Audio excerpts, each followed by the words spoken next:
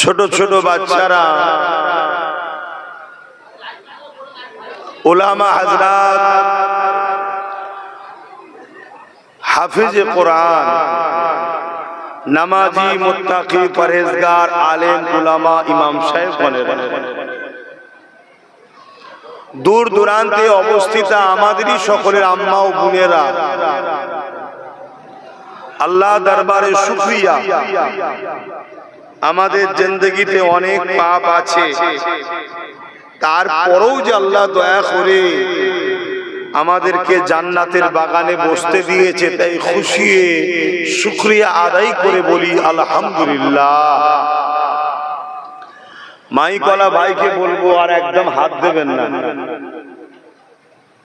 যা আছে এইভাবেই থাক।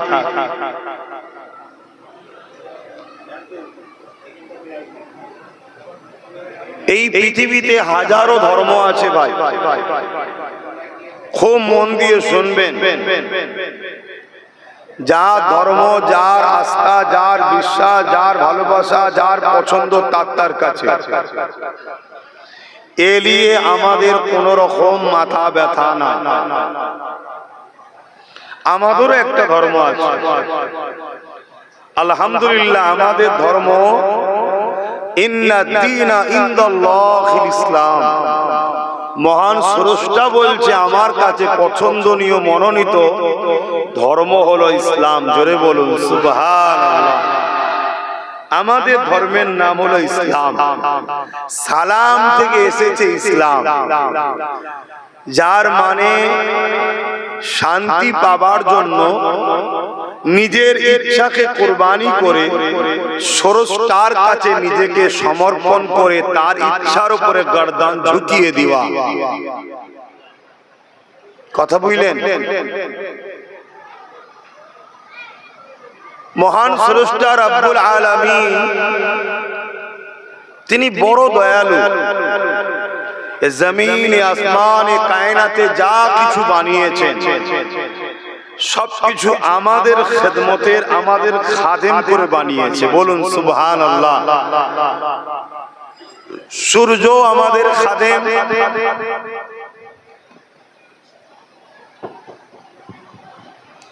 চাঁদও আমাদের খাদেম, অর্থাৎ আমাদের উপকারের জন্য। এ জমিনে, আসমানে, পাহাড়ে, পর্বত, কুল কায়নাতে যা কিছু আছে সব আমাদের জন্য।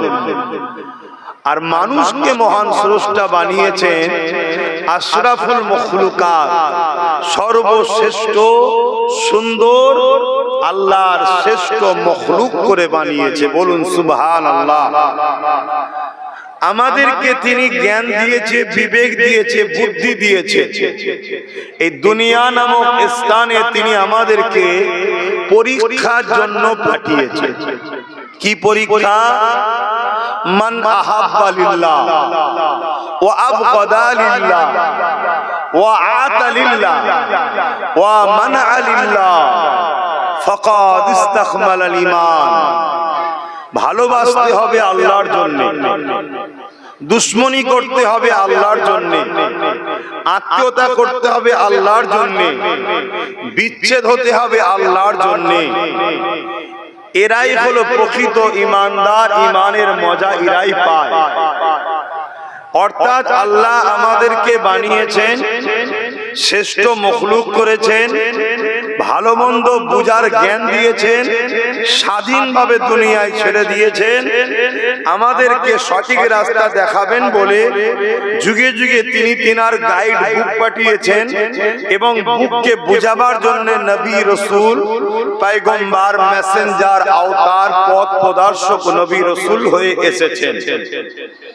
যদি আমরা আল্লাহ দিয়া চোখ নিয়ে আল্লাহর খুশির দিকে না তাকাই, আল্লাহ দিয়া কান নিয়ে আল্লাহর খুশির খবর না শুনি, আল্লাহ দিয়া হাত দিয়ে আল্লাহর খুশি অনুযায়ী কাজ না করি, আল্লাহ দিয়া পা দিয়ে আল্লাহর খুশির রাস্তায় না চলি, আল্লাহ দিয়া জবান দিয়ে আল্লাহর খুশির রাস্তার কথা যদি না বলি, এ জিন্দেগি তাহলে আমাদের জন্য ধ্বংস, পরীক্ষা হবে। সুম্মা নুফিকা উখরা ফাইযা হুম কিয়ামুন ইয়ানজিরুন, ময়দানে মাশরে যেদিন হবে জাহান্নাম ঠিকানা। আজ যদি আল্লাহ দিয়া চোখে ওইটাই দেখবো যেটা দেখলে আল্লাহ খুশি হয়, আল্লাহ দিয়ে কানে ওটা শুনবো যেটা শুনলে আল্লাহ খুশি হয়, আল্লাহ দিয়া জিন্দেগি আল্লাহর রাহে চালাবো, তাহলে এই জিন্দেগি ময়দানে মাশরে বিচারের পর চির শান্তির মেহমানখানা জান্নাত পুরস্কার রয়েছে। জোরে বলুন সুবহানাল্লাহ। ওয়াজ এখানেই শেষ। এটাই হলো মূল মাকসাদ, মহান স্রষ্টা আমাদেরকে বানাবার মূল মাকসাদ। এ জমিন হলো পরীক্ষার হল, এখানে তিনি আমাদেরকে পাঠিয়েছেন প্রেমের পরীক্ষা নিচ্ছেন।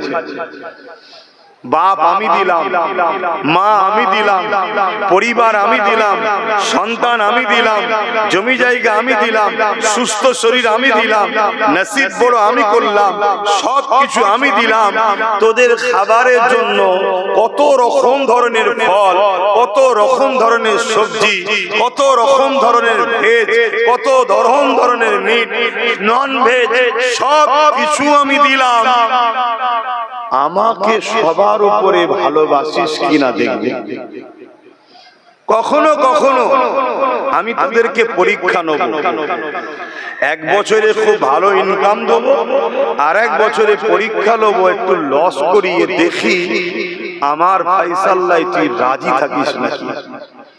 কখনো কখনো তোকে গরিব করে পরীক্ষা লব, কখনো কখনো তোকে ধনী করে পরীক্ষা লব।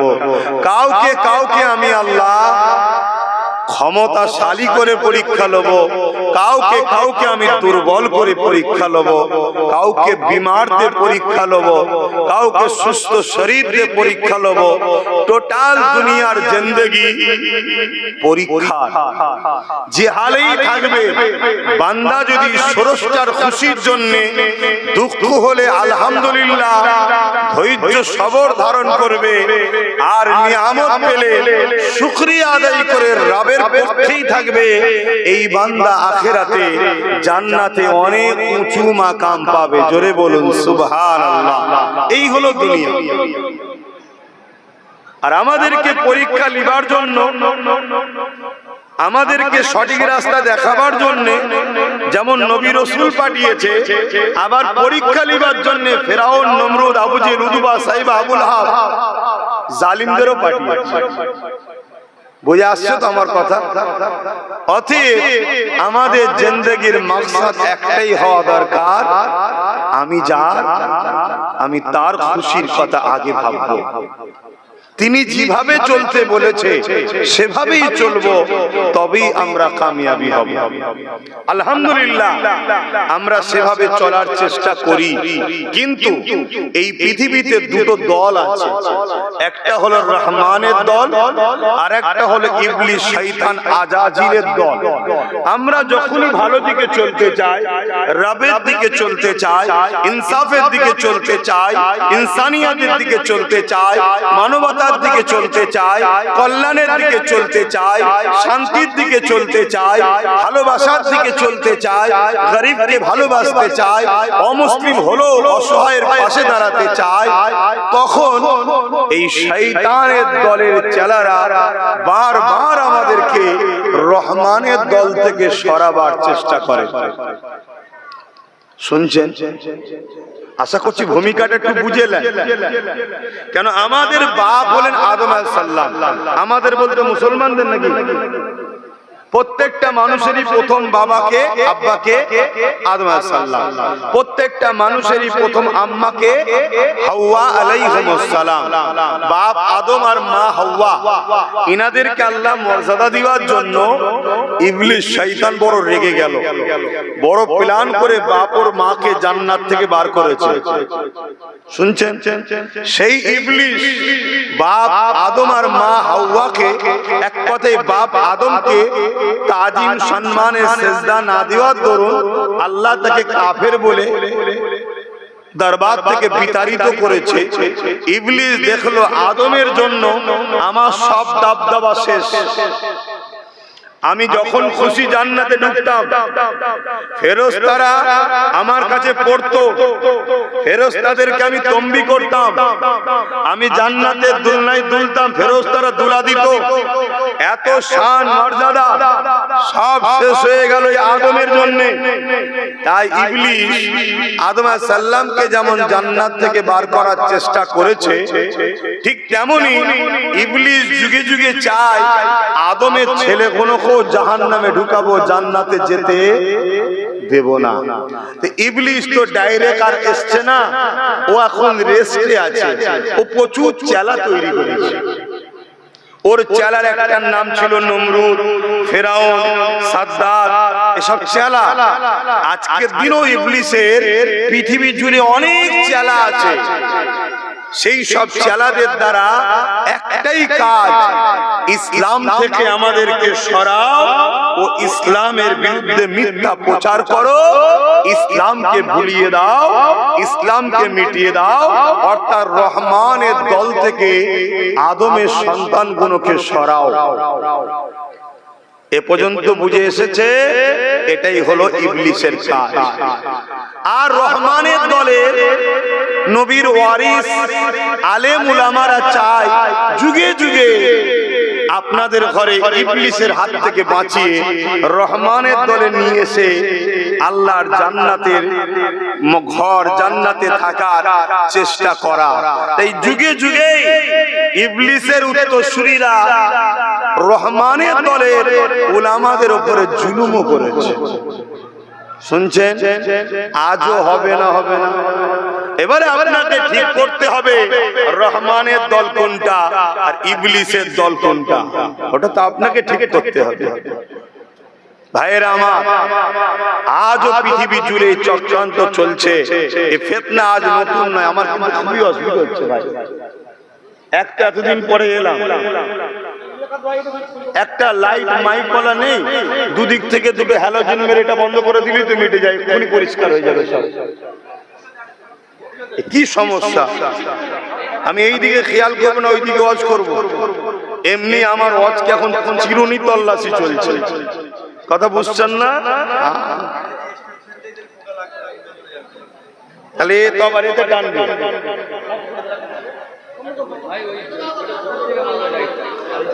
ভাইরা আমার, বিচলিত হবেন না, শোনেন।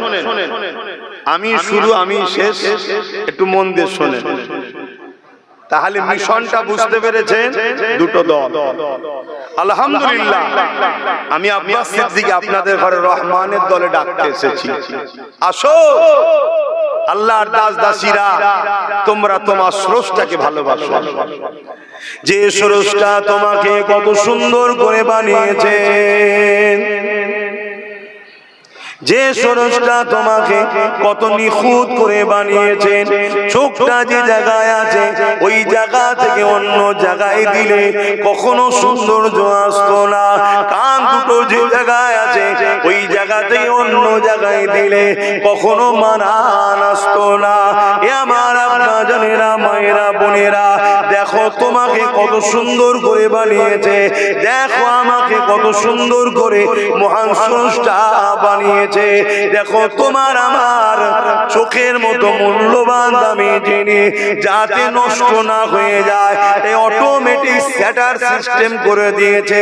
কিছু আঘাত আসার আগে এই চোখের পর্দাটা অটোমেটিক পড়ে যেতে লেগেছে। দেখো এটা কে তৈরি করেছে?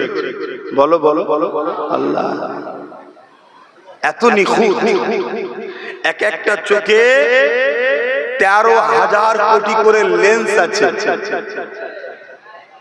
এক মুহূর্তের মধ্যে আসমানে যায়, এই চোখ থেকে একটা জ্যোতি বেরোয়, আসমানকে স্পর্শ করে, ব্রেনকে এসে আবার সিগন্যাল দেয় এটা এই কালার।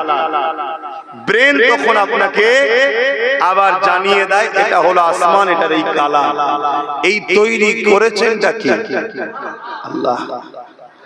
আল্লাহ পাক কতটা ভালোবাসে আমাকে আপনাকে, বান্দাকে দুটো হাত দিয়েছি বান্দা যাতে কারো মুখাপেক্ষি না হয়। এই হাত দিয়ে বান্দা হালাল ইনকাম করবে, এই বান্দে হাত দিয়ে আল্লাহ বান্দা ন্যায়ের পক্ষে কাজ করবে, এই হাত দিয়ে বান্দা ইনসাফের পক্ষে কাজ করবে, এই হাত দিয়ে বান্দা এমন করে গরিব দুঃখীদের সেবা করবে, এই হাত দিয়ে বান্দা বান্দি মা বাপের সেবা করবে, এই হাত দিয়ে বান্দা বান্দি এতিম গরিবকে দান করবে, এই হাত দিয়ে বান্দা বান্দি আবার যখন প্রয়োজন হবে আমি আল্লাহ আমার কাছে হাত তুলে দোয়া চাইতে থাকবে। এই হাত আমি বান্দা বান্দিকে দিয়েছি, এই হাত দিয়ে বান্দা বান্দি মসজিদ বানাবে, মাদ্রাসা বানাবে, এতিমখানা বানাবে। আমি আল্লাহ পাক তোমাকে কারো মুখাপেক্ষি করি না। আমি যদি হাত না দিতাম তাহলে তুমি পানি খরচের সময়ে অন্যর কাছে অপমান হতে হতো। আমি আল্লাহ পাক দুটো হাত দিয়েছি, এই হাত দিয়ে আমার বান্দা বান্দিরে অন্যায় কাজ করো না, মিথ্যা কেস দিও না, মানুষের উপরে জুলুম করো না, মানুষের ঘরকে ভেঙে দিও না, এতিমের উপরে জুলুম করো না। ওরে আমার বান্দা বান্দিরে আমি আল্লাহ হাত দিয়েছি, এই হাত দিয়ে তোমরা আমার দ্বীনের খেদমত করো। এটাই তো উচিত হবে নাকি? আমরা কি মায়ের পেট থেকে হাতটা অন্য কারো দয়াতে পেয়েছি নাকি? যখন আমাদেরকে মায়ের পেটে বানানো হয়েছে কেউ জানতো পুরুষ হচ্ছে না নারী হচ্ছে, কিভাবে তৈরি হচ্ছে? আমার আল্লাহ দয়া করে যুবক তোমাদেরকে দুটো হাত দিয়েছে, এই হাত কোথায় লাগাচ্ছে একবার ভাবো। এই হাত দিয়ে তোমাদের উচিত ছিল ইনসাফের ঝান্ডাকে ধরা, ইনসানিয়াতের ঝান্ডাকে ধরা। আজ আমার কওমের ছেলে আল্লাহ দিয়ে হাত দিয়ে ইসলাম বিদ্বেষীদের ঝান্ডা ধরছে। এটা কি আল্লাহ আমাদেরকে ছাড় দিয়েছে বলে ছেড়ে দিচ্ছে ভাবছেন নাকি? আল্লাহ হিসাব নেবে না? আয় নেবে।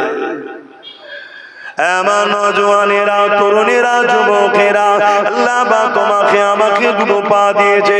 ওরে আমার বান্দা বান্দিরে, এই পা দিয়ে তোরা আমার রাস্তায় হাঁটবে, এই পা দিয়ে তোরা মসজিদে যাবে, এই পা দিয়ে তোরা মাদ্রাসায় যাবে, এই পা দিয়ে হালাল রুজির জন্য যাবে। আল্লাহ নবী জানিয়ে দিলে কেউ যদি হালাল ইনকামের জন্য এই পা দিয়ে হেঁটে হেঁটে দূরে যায়, প্রতিটা কদমে কদমে কদমে আল্লাহ পাক 10টা করে নেকি দান করে থাকে। ইনকাম করবেন আপনি, আপনার পরিবার বাচ্চাদের নিয়ে আপনি খাবেন, কিন্তু হালাল ইনকামের জন্য আপনি যাবেন, ইনসাফের ইনকামের জন্য যাবেন, আল্লাহ পাক আপনাকে নেকি দেবে।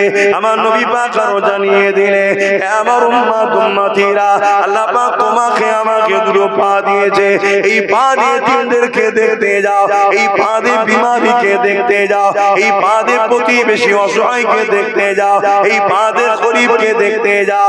কেউ যদি কোনো অসহায় গরিবকে এই পা দিয়ে হেঁটে হেঁটে দেখতে যায়, আল্লাহ নবী জানিয়ে দিলেন ওই কদমে কদমে কদমে আল্লাহ পাক নেকি দান করে থাকে। তাহলে আমাদেরকে আল্লাহ কত দিক দিয়ে ফ্যাসিলিটি দিচ্ছে দেখো। এক গরিবকে দেখতে যাব, অসহায়কে দেখতে যাব, হালাল ইনকামের জন্য যাব, আল্লাহ নেকি দেবে। কিন্তু আজ আমাদের যুবকরা দুনিয়ার ইবলিসের দলের পাল্লায় পড়ে আমাদের ছেলেরা মেলায় যাচ্ছে, ফাংশনে যাচ্ছে, যাত্রায় যাচ্ছে, নাচ গান খেলা মেলাতেই পালিয়ে হেঁটে হেঁটে ঘুরে বেড়াচ্ছে। অথচ পাটা দিয়েছেন যিনি, তিনার মসজিদের দিকে আমাদের ছেলেরা যাচ্ছে না। তিনার পক্ষে দাঁড়িয়ে দিনের জন্য দুটো কদম এগিয়ে যাচ্ছে না। দিনের উপরে যখন আঘাত আসে, উলামারা যখন সংগঠিত হওয়ার জন্য ডাকে আসো সংগঠিত হও, 200 লোক জড়ো হওয়া 2 লক্ষ লোক জড়ো হওয়া সমান নয়, তখন কিন্তু আমাদের যুবকরা পা বেরিয়ে একটু আগিয়ে যাচ্ছে না। কারণটা কি? আমাদের ছেলেদের ঘরে, আমাদের মেয়েদের ঘরে ইবলিশ গ্রাস করছে তার চেলাদের নিয়ে। আবার যদিও কেউ যায়, ইবলিশের চেলারা আবার বলে ঠ্যাং ভেঙে দেবো গেলে, বলে না বলে না? কেন? এখন ইবলিশের চেলাদের হাতে ক্ষমতা চলে গেছে, আর এটা আমাদেরই ভুলের জন্য হয়েছে। বাপেরা, নওজওয়ানেরা, আলোচনাকে মন দিয়ে শোনে। এই যে জবানে আমরা কথা বলছি, এই জবানের কথা আল্লাহ পাক আমাকে আপনাকে দিয়েছে। এই জবানে আমার আপনার উচিত হবে এমন কথা বলবো না যে কথা বললে আল্লাহ পাক খুশি হয়। এই জবানে নোংরা কথা বলবো না, এই জবানে মিথ্যা কথা বলবো না, এই জবানে প্রতারণা করা কথা বলবো না, এই জবানে কাউকে ধোঁকা দিবার মতো কথা বলবো না। কারণ এই জবান আল্লাহ পাক দিয়েছে, এই জবানে তোমার আমার উচিত হবে আল্লাহ দিয়া জবানে আল্লাহকে ডাকা, নাই কথা বলা, সত্য কথা বলা, গরিবের পক্ষে কথা বলা, অসহায়ের পক্ষে কথা বলা, এতিমের পক্ষে কথা বলা, ইনসাফের পক্ষে কথা বলা, ইনসানিয়াতের পক্ষে কথা বলা, মানবতার পক্ষে কথা বলা। এই যুবকেরা, তরুণেরা, বাপেরা মনে রাখবেন, আল্লাহ জবানে কথা দিয়েছেন, আবার তিনি কেড়েও নিতে পারে। কিন্তু বড় দুঃখের বিষয়, আজ আমরা আল্লাহর পক্ষে জবানে আল্লাহর পক্ষে কথা বলি না। আল্লাহর দুশমন, আল্লাহর শত্রুতা যারা করে, দিনের বিরোধী যারা করে, তাদের পক্ষে আমাদের যুবকরা কথা বলছে। তারা আমাদেরকে বড় প্ল্যান করে নিয়ে গিয়ে এমন কিছু কিছু স্লোগান দিওয়াচ্ছে, যে স্লোগানে তোমার আমার ঘরের ছেলেদের ঈমান থাকছে না। আমার অজস্বিত অনেকে বলে তো হুজুরের ছেলে এসছে, ওনাকে বলো না একটু নামাজের কথা বলতে। অবশ্যই বলা দরকার, কিন্তু নামাজ আগে না ঈমান আগে? অনেকে বলে একটু রোজার কথা বলেন না, অবশ্যই বলা দরকার, রোজা আগে না ঈমান আগে? যদি এমন স্লোগান দিলেন যে স্লোগানে আপনার ঈমান চলে গেল, ওই বেঈমান নামাজ পড়ে লাভ হবে? তাহলে আগে ঈমানটা তো বাঁচাতে হবে। নামাজের কথা মসজিদে দাঁড়িয়ে ইমামরা বলে না, বলে না? 52 সপ্তাহ বলছে। নামাজের কথা তো 8 বছর থেকে বাপ মাকে বলা দরকার ছিল, আর 5 বছর বয়স থেকে হাত ধরে সাথে করে মসজিদে নিয়ে যাওয়া দরকার ছিল। তাহলে অটোমেটিক 2 দিন 3 দিন থাকলে যদি প্রেম হয়ে যায়, 2-5 বছর একসাথে যদি বাপের সাথে দাদুর সাথে মসজিদে যেত, অটোমেটিক এটা প্রেম তৈরি হতো, আর বলতে লাগতো না, টাইমে টাইমে চলে যেত। আমরা মসজিদে বাচ্চাদের নিয়ে যাইনি, মেলায় নিয়ে গেছি, ফাংশনে নিয়ে গেছি, যাত্রায় নিয়ে গেছি, টিভির সামনে বসিয়েছি, বেঈমান অত্যাচার নেতাদের কাছে নিয়ে গেছি, কিন্তু আল্লাহর ঘরে নিয়ে আসিনি। এখন মৌলী সাহেব দিয়ে বলাতে গেলে আর হয়? এখন তো মৌলী সাহেবদের ঘরে দিয়ে প্রথমে নতুন করে ভিত থেকে শুরু করতে হবে। ভিতটা কি? ঈমান। ভিতটা কি গো? একটু ধৈর্য আছে তো নাকি? আমি 2 কথা বলতে এসেছি, বলবো, একটু ধৈর্য ধরুন। তাহলে আল্লাহ দিল জবান, আল্লাহর পক্ষে কথা বলছি না, কথা বলছি কার হয়ে? যারা শয়তান ইবলিসের চেলা, তাদের হয়ে কথা বলছি, তাদের হয়ে জবান খরচ করছি। আর তারা এই সুযোগে আমাদেরকে সাথে নিয়ে ফেক ধারী সেকুলারের নামে আমাদের যুব সমাজের মুখ থেকে এমন কিছু কথা বার করিয়ে দিচ্ছে, যে কথায় আমাদের যুব সমাজ আল্লাহর সঙ্গে শিরক করার কথা বলার জন্য মুশরিক হয়ে যাচ্ছে। আমাদের ছেলেদের হুঁশ নাই। আমার অজে অসুবিধা হচ্ছে, তাহলে বলবেন অসুবিধা নেই। আসুন একটা একটা অঙ্গে তারিফ করে করে শেষ সময় হয়ে যাবে, আলোচনা শেষ হবে না। এবারে চলে আসুন, কেউ যদি আপনাকে নদীতে ডুবে যাচ্ছিলেন, হাতটা ধরে তোলে, আপনি কি বলবে, ভাই রে এই জিন্দেগি তোমার উপরে এহসান রইল, কোন সময় যদি প্রয়োজন হয় আপনি আমাকে বলবে। হঠাৎ করে ট্রেনে অ্যাক্সিডেন্ট হয়ে যাচ্ছে রে, কেউ হাতটা ধরে আপনাকে টেনে নিল, আপনি তাকে কি বলবে, ভাই রে তোমার উপরে আমার জিন্দেগি এহসান রইল, কারণ আমি মরে যাচ্ছিলাম, তুমি হাত ধরে আমাকে টেনে নিয়েছো। এ যুবকেরা, আজ দুনিয়ার জমিনে ট্রেন থেকে হাত ধরে কেউ যদি তোমাকে বাঁচায়, মনে রাখবে যে হাত ধরে টেনেছে ওকে ওখানে আমার আল্লাহ পৌঁছেছে। তুমি নদী থেকে যে তোমাকে ডুবা তুললো, যে তুলেছে সে ওখানে আল্লাহ তাকে পৌঁছেছে। বাঁচাবার মালিক অন্য কেউ নয়, আল্লাহ। সেই আল্লাহর জন্য কখনো কি বললে, ও আমার আল্লাহ এই জিন্দেগি তো আপনি দিয়েছে, এই জিন্দেগি আপনার জন্য কুরবান হয়ে গেল, এই জিন্দেগি আপনার জন্যই দিয়ে দেবো। আমি দুনিয়ার সুখ শান্তি দেখবো না, আমার আরামায়েশ দেখবো না, আমার পছন্দ দেখবো না, আমি শুধুমাত্র আপনার জন্য থাকবো। আপনি যাতে রাজি, আমার আল্লাহ আমি তাতে রাজি। এই কথা কি কখনো বলেছে? অথচ আমার আল্লাহ বা দৈনিক তোমাকে আমাকে লক্ষ লক্ষ বার বাঁচাচ্ছে। খেয়াল করে দেখো, নিঃশ্বাস টানার পরে আর না ছাড়তে পারো মারা যাবে, আর ছাড়ার পরে টানতে না পারো তাও মারা যাবে। এই নিঃশ্বাস টানা, কার্বন ডাইঅক্সাইড ছাড়া এই ক্ষমতা তোমাকে আমাকে কে দিচ্ছে? জোরে বলো, আরো জোরে বলে আল্লাহ। সেই আল্লাহর জন্য কখনো কিছু বলেছেন যে আল্লাহ এই জিন্দেগি তো আপনার, বাঁচিয়ে তো রেখেছেন আপনি, কে টানলো? টানার ক্ষমতা কে দিল বলুন? ছাড়ার ক্ষমতা কে দিয়েছে? আল্লাহ। আর যদি না টানতে পারি, না ছাড়তে পারি, বাপও বেশিক্ষণ রাখবে না, মাও বেশিক্ষণ রাখবে না, ছেলে মেয়েও বেশিক্ষণ রাখবে না, স্বামী স্ত্রী রাখবে না। কেন? তাড়াতাড়ি কবর দিয়ে পচে যাবে, গন্ধ হবে।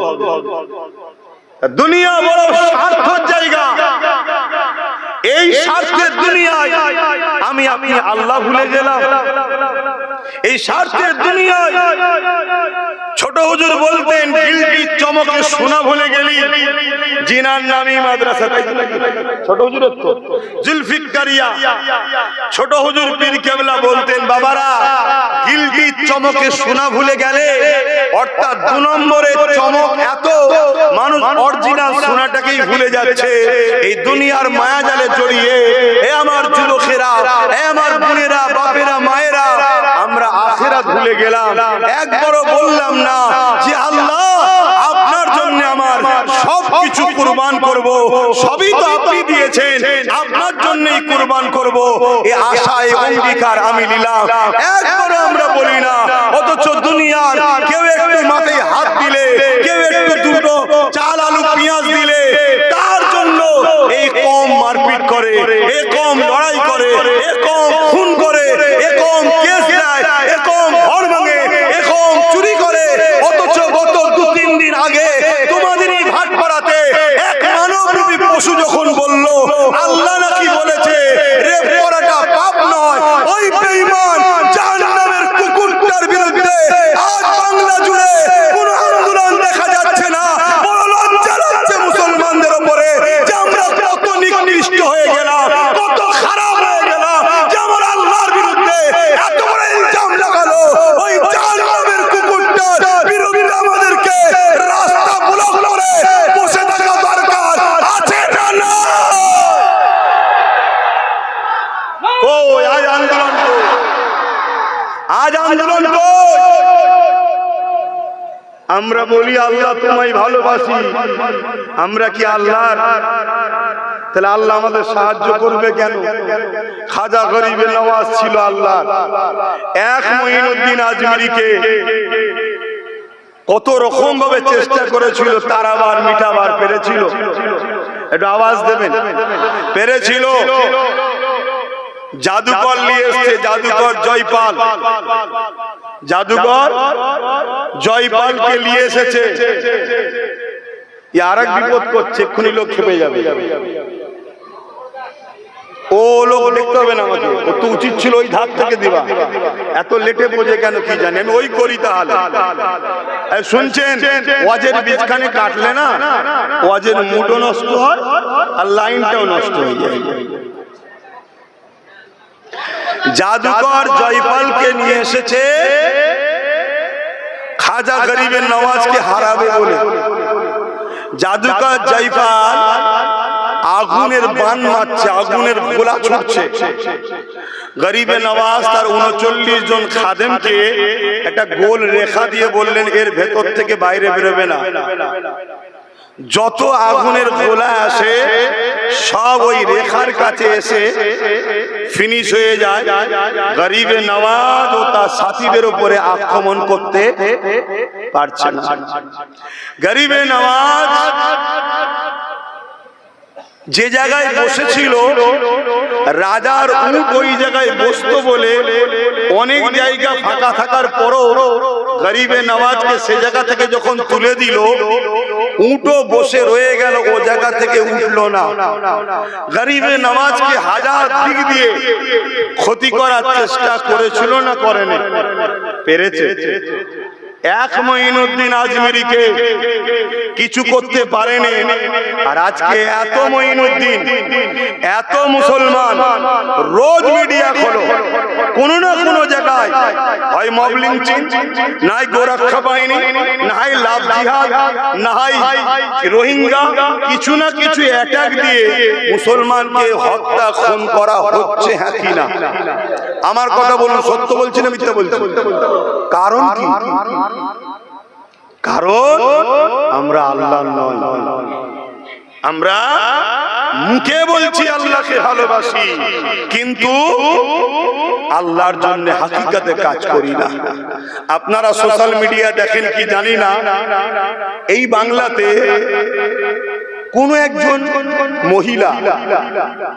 একজন মহিলাকে বলেছে অমুকের স্বামী নাই। কোন একজন মহিলাকে বলেছে অমুকের স্বামী নাই, কিন্তু স্বামী কথাটা না বলে আঞ্চলিক ভাষায় বলেছে। ইংলিশে হাজবেন্ড বলা হয়, আমরা স্বামী বলি, কথা বুঝে আসছে? আঞ্চলিক ভাষায় কি বলে? একটা গ্রাম্য ভাষা, এটা কি বলে? তো কি বলে ওটা আমি আর বলছি না, কথাটা ভুল নয় কিন্তু শুনতে একটু খারাপ। এক এক জায়গার বলি আর এক জায়গার গাল মতো লাগে, কিন্তু কথা। ওই মুসলিম মহিলার নামে এক নামদারি মুনাফিক মুসলমান কেস করলো, পুলিশ এসে তুলে নিয়ে গেল। কেন? বলছে আমার ভালোবাসার ওপরে এই কথা বলেছে তাই আমি কেস করেছি। আজকে ভেবে দেখুন তো, এত বড় কথা বললো আল্লাহর সম্বন্ধে, এর বিরুদ্ধে কি কেস করবে? আমি কি বলছি বুঝছেন? তাহলে ভাবু, আমরা চারিদিকে ঘিরে ফেলেছে, একদিকে প্রকাশ্য ইসলামের দুশমনেরা, আর একদিকে আমাদের মধ্যে থাকা ছদ্মবেশী মুনাফিক মুসলমানেরা। তারা আমাদের মসজিদে দাঁড়ায়, তারা আমাদের ঈদগাহেও যায়, তারা আমাদেরকে সালাম ও কালাম করে, কিন্তু তারা গোপনে গোপনে যখন একা একা ওই ঠান্ডা ঘরেতে ইসলামের দুশমনদের সঙ্গে মেশে, তখন তারা বলতে লাগে চিন্তার কোনো কারণ নেই, মুসলমানকে আমরা কবজা করে রেখেছি, মুসলমানকে দমিয়ে রেখেছি, আপনারা শুধু আমাদের পিছনে অর্থ আর অস্ত্র দিয়ে যান, আমরা সব ব্যবস্থা করে দেব। এ যুবকেরা, তরুণীরা, বাবেরা, এটা নতুন নয়, যুগে যুগে ছিল। তাই বলে দিয়ে যায় হযরত আবু বকর সিদ্দিক রাদিয়াল্লাহু তাআলা, এমন সময় তিনার সামনে এক গায়ের ইসলাম আমার আল্লাহ পাককে গালি দিয়েছে, আমার আল্লাহর উপর ছোট বড় কথা বলেছে। হযরত আবু বকর সিদ্দিক তার গালে এক চড় মেরে দিয়েছে। এই যখনই মেরে দিয়েছে, এই বিচারটা আমার নবী পাকের কাছে এসেছে। আমার নবী পাকের কাছে ওই গায়ের ইসলাম মানব নবী পশুটা যে আমার আল্লাহকে গাল দিয়েছিল, সে বিচার দিতে এসেছে। আল্লাহ নবীর কাছে বিচার দিয়ে বলতে লেগেছে, এ মুহাম্মদুর রাসূলুল্লাহ সাল্লাল্লাহু আলাইহি ওয়াসাল্লাম, এই আবু বকর আমাকে মেরেছে হযরত আবু বকরকে।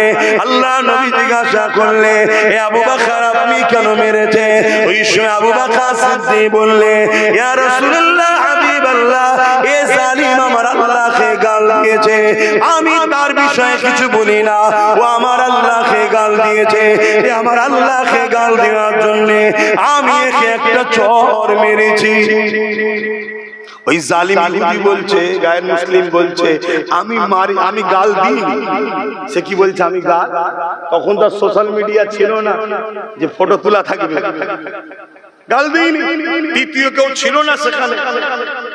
হযরত আবু বকর বলছে, না হুজুর গাল দিয়েছে। আর ওই বেঈমান কি বলছে? জালিম বলছে, না দিইনি।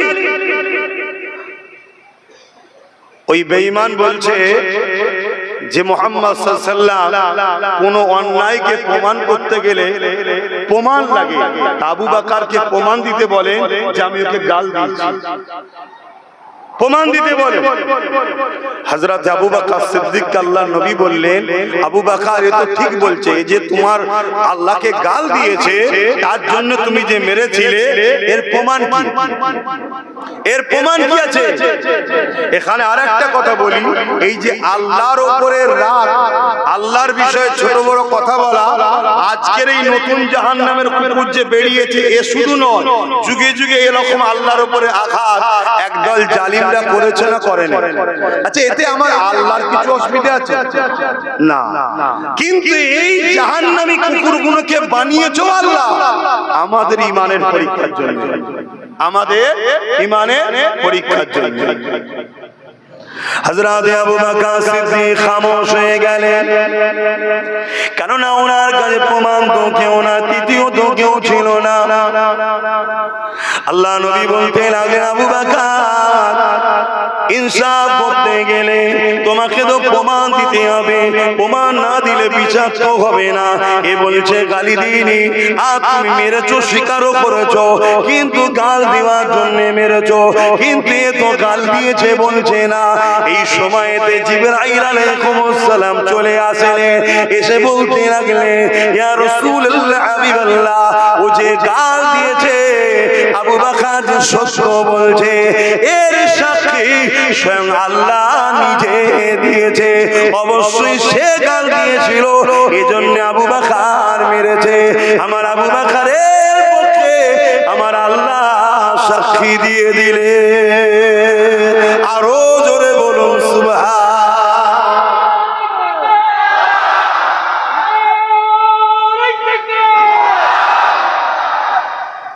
কিন্তু আজ আমাদের চোখের সামনে, আমাদের বাংলায় আমরা মুসলমান বলি, আমাদের সরকার রয়েছে, বলি না? বলি এই মুসলমান বলে না? বলে না? সেখানে আমার আল্লাহ নিয়ে এত বড় একটা নোংরা কথা, মিথ্যা কথা, একটা পৃথিবীর বিখ্যাত ধর্মের উপরে আঘাত দিচ্ছে, কোনো বিচার হবে মনে হয়? কথা বলছেন না কেন? আর যদি বিচার না হয়, আল্লাহর পক্ষ থেকে বিচার তো হবে, ওই বিচারটা থেকে আমরা কি রেহাই পাবো মনে হয়? শুধরে যাও, এখনো সময় আছে, এখনো সময় আছে। এর ধরে ওর ধরে তার ধরে খুললে হবে না, পাওয়ার নিজের হাতে করো। জুলুম কেউ করবে, বিচার নিজেই করে দাও। কথা মাথায় ঢুকছে না? ঢোকে না? এজন্য পাওয়ার দরকার। বড় দুঃখ, বারবার ইসলাম বা আমরা কখনো কোন ধর্মের বিষয়ে, কোন ব্যক্তি পার্সোনাল বিষয়ে, কোন ধর্মগুরুর বিষয়ে আমরা কখনো কোনো আঘাত দিয়ে কথা বলি না। কিন্তু বারবার কখনো তিন তালাক নিয়ে, কখনো বোরখা নিয়ে, কখনো আমার রাসূলের ছবি নিয়ে, কখনো আমার আই লাভ মুহাম্মদ রাসূল লেখা নিয়ে বারবার আমার দেশে তো এই ফিতনা হচ্ছে না, হয় না। এর জন্য দোষী যদি কাউকে করতে হয়, আমায় যদি প্রশ্ন করেন, নাম্বার 1 দোষী আমরা নিজেরা। আমরা নিজেরা, আমরা সর্বসময় নিজের বাচ্চার পাট থেকে কেড়ে নিয়ে অপরের পেটে সব সময় ভরিয়েছি আমরা। এজন্য আজকে আমাদের এই দুর্দশা হচ্ছে। তবে এখনো সময় আছে, পরিবর্তন হয়ে যান, নচেত আল্লাহ পাক ছাড় দিয়েছে, ছেড়ে দেয়নি। মার যখন আসবে, এ যুবকেরা, তরুণেরা, বাপেরা, আল্লাহ পাক যখন ধরবে, তখন আর বাঁচাবার কেউ থাকবে না। বারবার বারবার ইসলামের ওপরে আঘাত হয়। হ্যাঁ, আঘাত দিবার পিছনে কারণ রয়েছে। কেন ইসলামকে তারা ভয় করে? কেন ভয় করে? ইসলাম ইনসাফের না, তারা ইনসাফের বিরুদ্ধে। ইসলাম মানবতার না, তারা মানবতার বিরুদ্ধে। ইসলাম খোদার্থ মানুষের না, খারাপ না, তারা খোদার্থ মানুষ বানাতে চেষ্টা করছে। ইসলাম অসহায়কে সাহায্য করার না, তারা অসহায়কে লুটতে চাইছে। ইসলাম জাস্টিস ইনসাফের না, তারা ইনসাফ মিটিয়ে দিয়ে জুলুমের সাম্রাজ্য তৈরি করছে। তারা ইতিহাস দেখেছে, যুগে যুগে যুগে ইসলামের কাছে জালিমরা পরাজিত হয়েছে, ইসলামের কাছে মানবরূপী পশুরা পরাজিত হয়েছে, ইসলামের কাছে অন্যায় মিটে গেছে, ইসলামের কাছে অন্ধকার মিটে গেছে, ইসলামের কাছে নারীদের উপরে জুলুম যারা করেছে তারা মিটে গেছে। তাই আতঙ্কে রয়েছে ইসলামকে কিভাবে মিটানো যায়। ইসলাম যদি মিটাতে না পারি, আমরা যে মানুষের খোদা হতে চাইছি, এই খোদাইত্বটা হতে পারবো না। কেননা ইসলাম শিক্ষা দিয়েছে মানুষ কখনো মানুষের প্রভু হবে না। তাই ইসলামকে তারা মিটাবার জন্য টার্গেট করছে। এই টার্গেটে তারা বারে বারে বারে ইসলামের উপরে আঘাত দিয়ে কথা বলে দেখে যে কতগুলো মুসলমানের মধ্যে এখনো ঈমানদার আছে, কতগুলো মুসলমান সুরাতে ভেতরে ভেতরে বেঈমান হয়ে গেছে। এগুলোকে তারা পরীক্ষা করে করে দেখে। এই যে আমরা ফ্রিতে খাওয়াচ্ছি, এই যে আমরা ফ্রিতে দিচ্ছি, এই যে হারাম অর্থদেরকে খাওয়াচ্ছি, এটা খাওয়ার পরে এটা আল্লাহ রাসূল থেকে কতটা সরলো, এটা দেখার জন্য বারবার এইরকম কথা কোনো বলে বলে তারা দেখে। শুনছেন তো নাকি? আমার অজস না ঘটনা কেসা কাহিনী দিকে বলে তো চলে যাবো। বলুন, যেটা বলবেন বলুন, ওদিকে চলে যাচ্ছে। আহারে, হাই হাই হাই, তোমার এলাকার একটা সাধারণ মেম্বারের বিরুদ্ধে কথা বললে এক্ষুনি পুলিশ চলে আসবে। আমার কথাটা কি বলা ভুল হলো? এক্ষুনি পুলিশ চলে আসবে। হয়তো যে বলেছে সে কিছু ভুল বলে না, বলেছে হয়তো তের পরিচয়, হয়তো চুরি করেছে, হয়তো বলেছে, তারপরও পুলিশ চলে আসবে। এসে যে বলেছে তাকে তুলে নিয়ে যাবে, নিয়ে যে জেলে নিয়ে পিটিয়ে একদম সাইজ করে দেবে। কথা বুঝে আসছে? ততক্ষণ পর্যন্ত ছাড়বে না যতক্ষণ পর্যন্ত দাবি করবে যা হবার হয়েছে, আজ থেকে আমি ওই মেম্বারেরই গোলাম হয়ে থাকবো, ততক্ষণ ছাড়বে না। শুনছেন তো নাকি? আর আমার আল্লাহ তামাম কায়নাতের মালিক, তার বিরুদ্ধে কথা হলো, মিথ্যা কথা হলো, কোন বিচার হয়েছে? কোন ফায়সালা হয়েছে? তবে আল্লাহর পক্ষ থেকে বিচার 100% হবে। নিশ্চিন্তাই থাকেন, 100% হবে হবে হবে। এটা আল্লাহর এক দাস হিসাবে আমার ঈমান। কিন্তু ওই বিচার শুধু ওই জালিমের উপরে হবে না, এই সমাজে আমরা যারা আছি আমাদেরকেও আল্লাহ ছাড়বে না। কেন? অন্যায় করা আর অন্যায় দেখে চুপ থাকা দুটো এক ক্যাটাগরির আসামি। শুনছেন তো নাকি? তাহলে আমার প্রশ্ন এই জায়গায়, একটা মেম্বারের বিরুদ্ধে বললে যদি পুলিশ আছে তাকে তুলে নিয়ে বিচার হয়, আর আল্লাহর বিরুদ্ধে বললো কোনো বিচার হলো না, কেন? কারণ একটাই, আমরা দুনিয়ার পেটের ভিক্ষার জন্য ক্ষমতা এদের হাতে তুলে দিয়েছি, আল্লাহ ওয়ালাদের হাতে দিইনি। এই জন্য কথাটা কি বলা ভুল হচ্ছে? কথা ভুলে গেল? এখন শুকনো কিছু মুসলমান থাকতে পারে যে হুজুরের ছেলে রাজনীতির কথা বলবে কেন?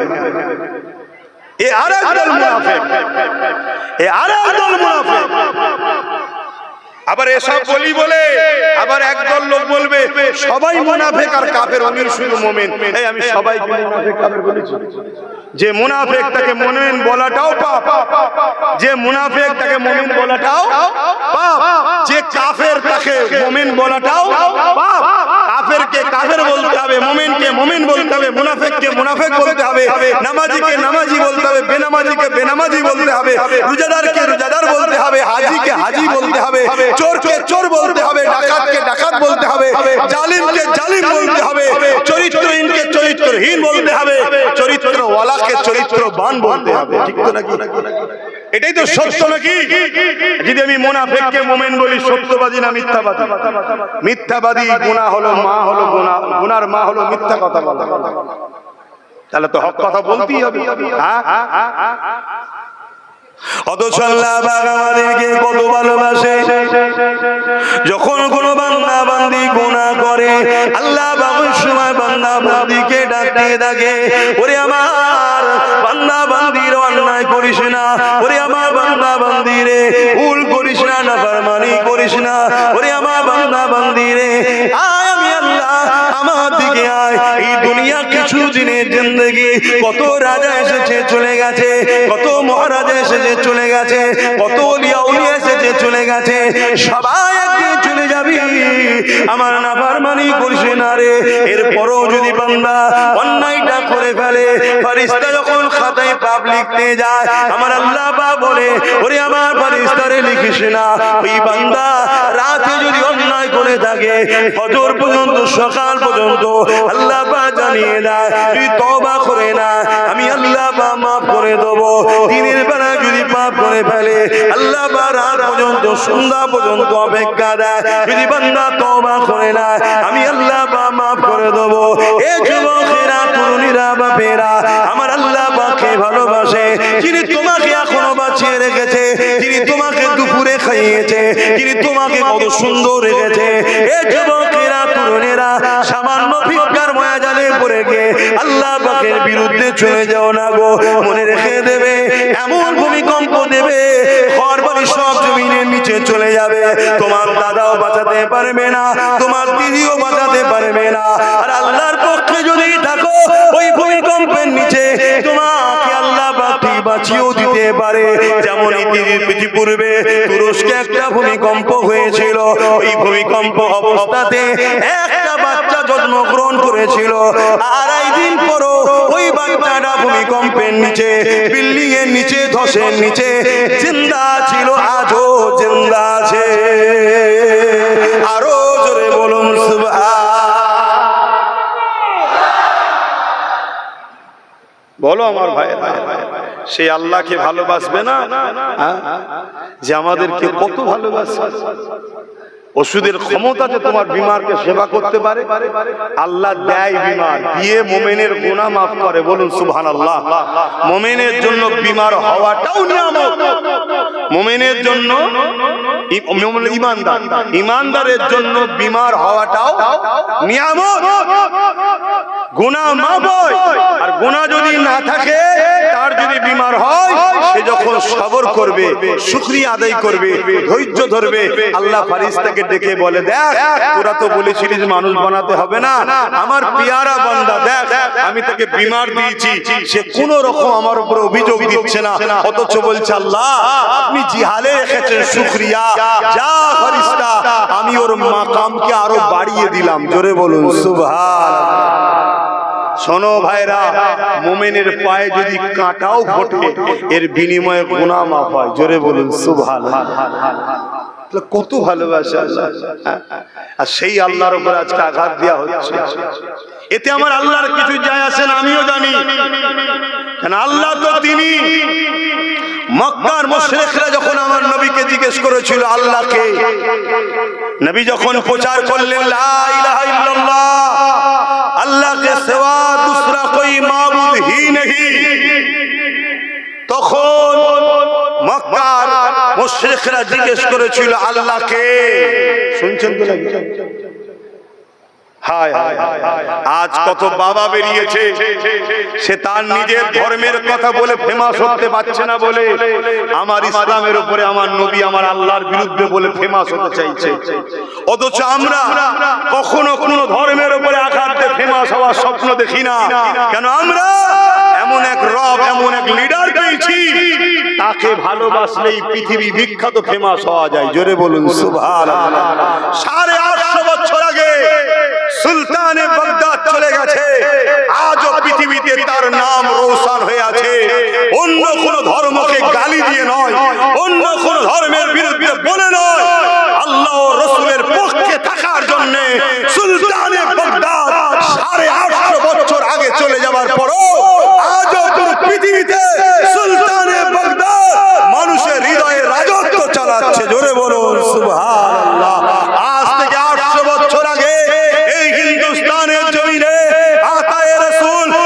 মঈনুদ্দিন আজমিরি চলে গেছে, অন্য কোন ধর্মের বিরুদ্ধে বলে ফেমাস হয়নি, অন্য কোন ধর্মগুরুদের আঘাত দিয়ে ফেমাস হয়নি। আল্লাহ নবীকে প্রেম করে এমন ফেমাস হয়েছে, আমার দেশের প্রধানমন্ত্রীকেও প্রতি বছরে তার দরবারে চাদর পাঠাতে হয়, বাবা আমাকে দেখো একটু।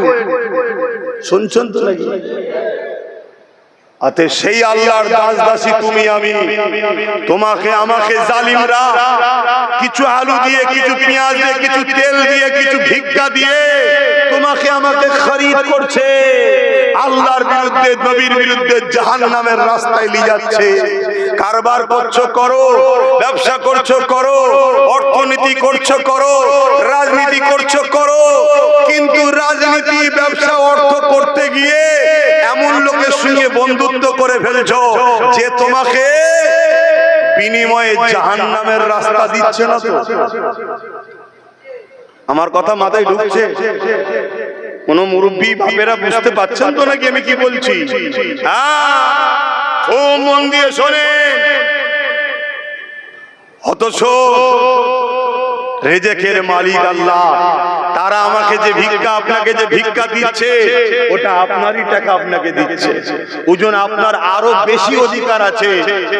আপনি আল্লাহ রাসূল থেকে সরে তাদের তাগুতি শক্তির পক্ষপাতিত্ব করার জন্য আপনি সামান্য ভিক্ষা পাচ্ছেন। দুনিয়াও অন্ধকার, আখিরাতও অন্ধকার হচ্ছে। আসো আসো, হিন্দু হোক, খ্রিস্টান হোক, আদিবাসী হোক, সাঁওতাল হোক, বাগদি হোক, সবাই আমাদের ভাই বোন, সবাই বাবা আদম মা হাওয়ার ছেলে মেয়ে, সবার সঙ্গে মিশো, সবার সঙ্গে কারবার করো, সবার সঙ্গে ব্যবসা করো, সবার সঙ্গে রাজনীতি করো।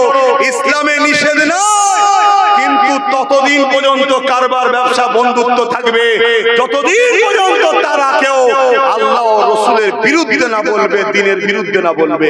যখনই বিরোধী করবে তখনই আর সম্পর্ক নয়। শুনছেন তো? আমার এই কথাই যদি আমার কোন অমুসলিম ভাই মনে দুঃখ পায়, আমি তিনাকে ভাবাবো, আমি যদি আপনার ধর্মের বিরুদ্ধে বলি, আপনি কি আমার সঙ্গে সম্পর্ক রাখবেন? তাহলে ওটা তো আমার ক্ষেত্রেও, আপনি আমার দ্বীনের বিরুদ্ধে বললে আমি কেন আপনার সঙ্গে মিশবো? আপনি আমার ধর্মকে মানছেন না, সেটা আপনি জবাব দেবেন। আপনার যেটা ভালো লাগছে ওটা আপনার কাছে, আমি যেটা ভালো লেগেছে আমার কাছে। কিন্তু আপনি মানুষ, আমি মানুষ, আপনি বাবা আদমের সন্তান, আমিও সন্তান, দুজনে ভাই ভাই, একসাথে কারবার করব, একসাথে অর্থনীতি করব, একসাথে দেশ চালাবো, একসাথে সমাজ চালাবো, একসাথে ইনসানিয়ত দেখাবো। সব জায়গায় ঠিক থাকবে ততদিন পর্যন্ত থাকবে যতদিন আপনি যেমন আপনার ধর্মে আঘাত দিলে আমায় ভালোবাসবেন না, ততদিন আপনি আমার উপরে আঘাত দেবেন না, ততদিন আপনার সঙ্গে মিশবো আমি। কেন? এর বড় মিশা মানে আমার ধর্ম বলছে আমি ইসলাম থেকে বেরিয়ে যাব। কথা বুঝছেন না? বলুন, এ কথা কি খারাপ লাগছে? স্পষ্ট কথা রে বাবা, স্পষ্ট কথা। আজকে কোথায় যাচ্ছি আমরা? দুনিয়ার পেট চালাতে গিয়ে আজকে আমাদের হুঁশ নেই, আমরা কোথায় ধ্বংস হয়ে যাচ্ছি। না আল্লাহ সাহায্য পাচ্ছি, না দুনিয়ায় ধনী হতে পেরেছি, না দুনিয়ায় টাটা, গোয়েঙ্কা, রিলায়েন্স, আদানি, আম্বানি হতে পেরেছি, না দুনিয়ায় কোনো ইজ্জত পাচ্ছি। আর এই দুনিয়া তো লাঞ্ছিত হচ্ছে হচ্ছে, আখিরাতটাও জাহান্নাম তৈরি হচ্ছে। আমার বিরুদ্ধে অনেকে বাইট দেয়। কোন মায়ের লাল যদি থাকো, আব্বাস সিদ্দিকী কোরআন সুন্নাহর বিরুদ্ধে কথা বলছে, চলে আসে, চ্যালেঞ্জে বসি, ডিবেটে বসি। বাংলার লক্ষ কোটি মানুষ সেই ডিবেট দেখবে। আব্বাস যদি ভুল হয়, বাংলার লক্ষ কোটি মানুষ একদিনে আব্বাসের থেকে সরে যাবে, তোমাদের জয়গান গাইবে, কোনো অসুবিধা নেই। আলহামদুলিল্লাহ, যার কুদরতি হাতে আমার জান আছে, যে নবীর গোলাম আব্বাস সিদ্দিকী, সেই নবীর দোয়া নিয়ে, দয়া নিয়ে, আল্লাহর সাহায্য নিয়ে আমি চ্যালেঞ্জ করছি, প্রমাণ করে দেবো আমরা বড় বিপদের রাস্তায় আছি। আসো, আমি কোন ব্যক্তিগত কোন মানুষের উপর হিংসা করছি না, কোন ধর্মের মানুষের উপর হিংসা করছি না, করা যাবে না। কেন? তারাও তো আমারই স্রষ্টারই সৃষ্টি। যিনি আমায় বানিয়েছে তিনি তো সবাইকে বানিয়েছে, ঠিক না বেঠিক? সে কি ভাষায় ডাকে, ভুল না ঠিক জবাব তিনি নেবেন, আমি কে লিবা? আমি কাউকে বানাইনি, কাউকে খাওয়াইনি, আমি জবাব দিবার কে? কিন্তু আমার একটা রুলস আছে, আমার একটা নীতি আছে। আপনার কাছে আপনার বাপ যেমন প্রিয়, আমার কাছে আমার বাপ প্রিয়। সে কানা হোক, টেরা হোক, ব্যাকা হোক, যাই হোক, আমার বাপ। তা তোমার বাপের বিরুদ্ধে বললে তুমি যেমন রেগে যাও, আমার বাপের বিরুদ্ধে বললে আমার রাগাটা স্বাভাবিক তো ভাই। কিন্তু কোনদিন আমরা এই আঘাত দিয়ে কাউকে কথা বলি না, কিন্তু বারবার আমাদেরকে আঘাত দেওয়া হয়। কারণ একটা, আমাদের গার্জেন নাই। বুঝতে পারছেন তো নাকি? হ্যাঁ, ওই মেম্বারের গার্জেন আছে, তুললে চলে যাচ্ছে, আমাদের গার্জেন নাই, তাই বলে পার পেয়ে যাচ্ছে। আর আমরা কি করছি? শুধু চলো কলকাতায় যেতে হবে, কেন? ওয়াকফ বাঁচাতে হবে, চলো। কোটি লক্ষ লক্ষ লোক লিখে হই হই হই হই করে কোন বেঈমান নেতার কাছে টেবিলে বসে এত লোক আছে, দাও দালালি কিছু খেয়ে নাও, এই সবই তো হচ্ছে। এ কথা ভুল বলছি কেন? এই লক্ষ লোক নিয়ে কেন তুমি দলের নেতা বানালে না? এই লক্ষ লোক নিয়ে কেন ভাবালে না যে আমরা ডান বাম সামনে পিছনে বুঝি না, যে আমাদেরকে ক্ষমতার পার্টনার নেবে তার সাথে আমরা থাকবো? এ কথা কেন তুমি বললে না? এ জাতিকে কেন ধোঁকা দিচ্ছ বারবার? আজ আমি বারবার বলেছিলাম চেয়ারের একটা পায়া হাতে লাও, লোক আমায় গালি দিয়েছিল। আজ যদি চেয়ারের পায়া আমাদের হাতে একটা থাকতো, এই ধরুন চেয়ারটা আপনাদের, তিনটে পায়া আমার, একটা আপনাদের, এই চেয়ারে বসে আপনাদেরকে গালি গালাজ করতে গেলে আমায় ভাবতে হবে পায়াটা খুলে নিলেই কাত হয়ে যাবো, পড়ে যাবো, ঠিক না বেটি?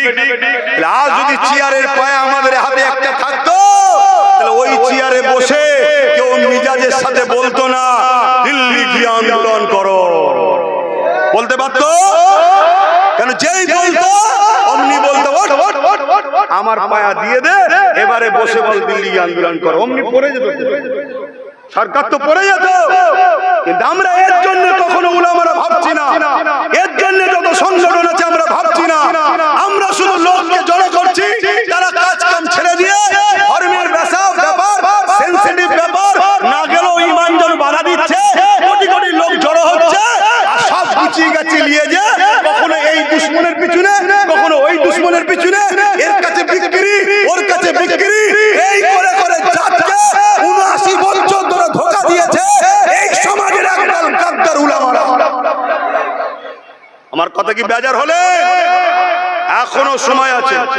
আজ যদি চেয়ারে একটা পায় আমাদের হাতে থাকতো, ইনাকে দিয়ে ওকে কালকে তুলে দিয়ে না তুলে এক্ষুনি তোকে তুলে দেবো, শুনছেন না? শোনেন? কিন্তু না, ভাইও বিরুদ্ধে, বোনও বিরুদ্ধে, আমাদের হয়ে কেউ নেই। আর যা খুশি করে বলে যাচ্ছে, কত বড় কথা, কত বড় নোংরা একটা কথা। ভাবুন ভাইরা আমার, অসুবিধা হচ্ছে। আরো একটা কথা বলবো, ফেরাউন নিজে খোদা দাবি করেছিল, ফেরাউন নিজে খোদা দাবি করেছিল। কি বলেছিল? আনা রাব্বুকুমুল আলা, আমি হলাম তোমাদের বড় খোদা, বলেছিল তো নাকি? সে ফেরাউন এখন কোথায়? মিশরে জাদুঘরে দাঁত কেলিয়ে পড়ে আছে, কিন্তু ধোলাই হচ্ছে না, হয়নি। শরীরটা তো ওখানে দাঁত কেলিয়ে পড়ে আছে, অরিজিনাল রু, শাস্তি তো রুয়ের উপরে হয়, সে কিন্তু ধোলাই চলছে। বাবারে মারে, বাবারে মারে, বাবারে মারে, কেন বলতে গেলাম, কেন বলতে গেলাম, চলছে। আপনাদের বিশ্বাস হয় না? আবার তো কে জান্নাতি কি জাহান্নামী বললেও ফতোয়া হচ্ছে যে আল্লাহ ছাড়া কেউ জানে না। আচ্ছা, আল্লাহ জানে, এটা কোন আশ্চর্যের বিষয়?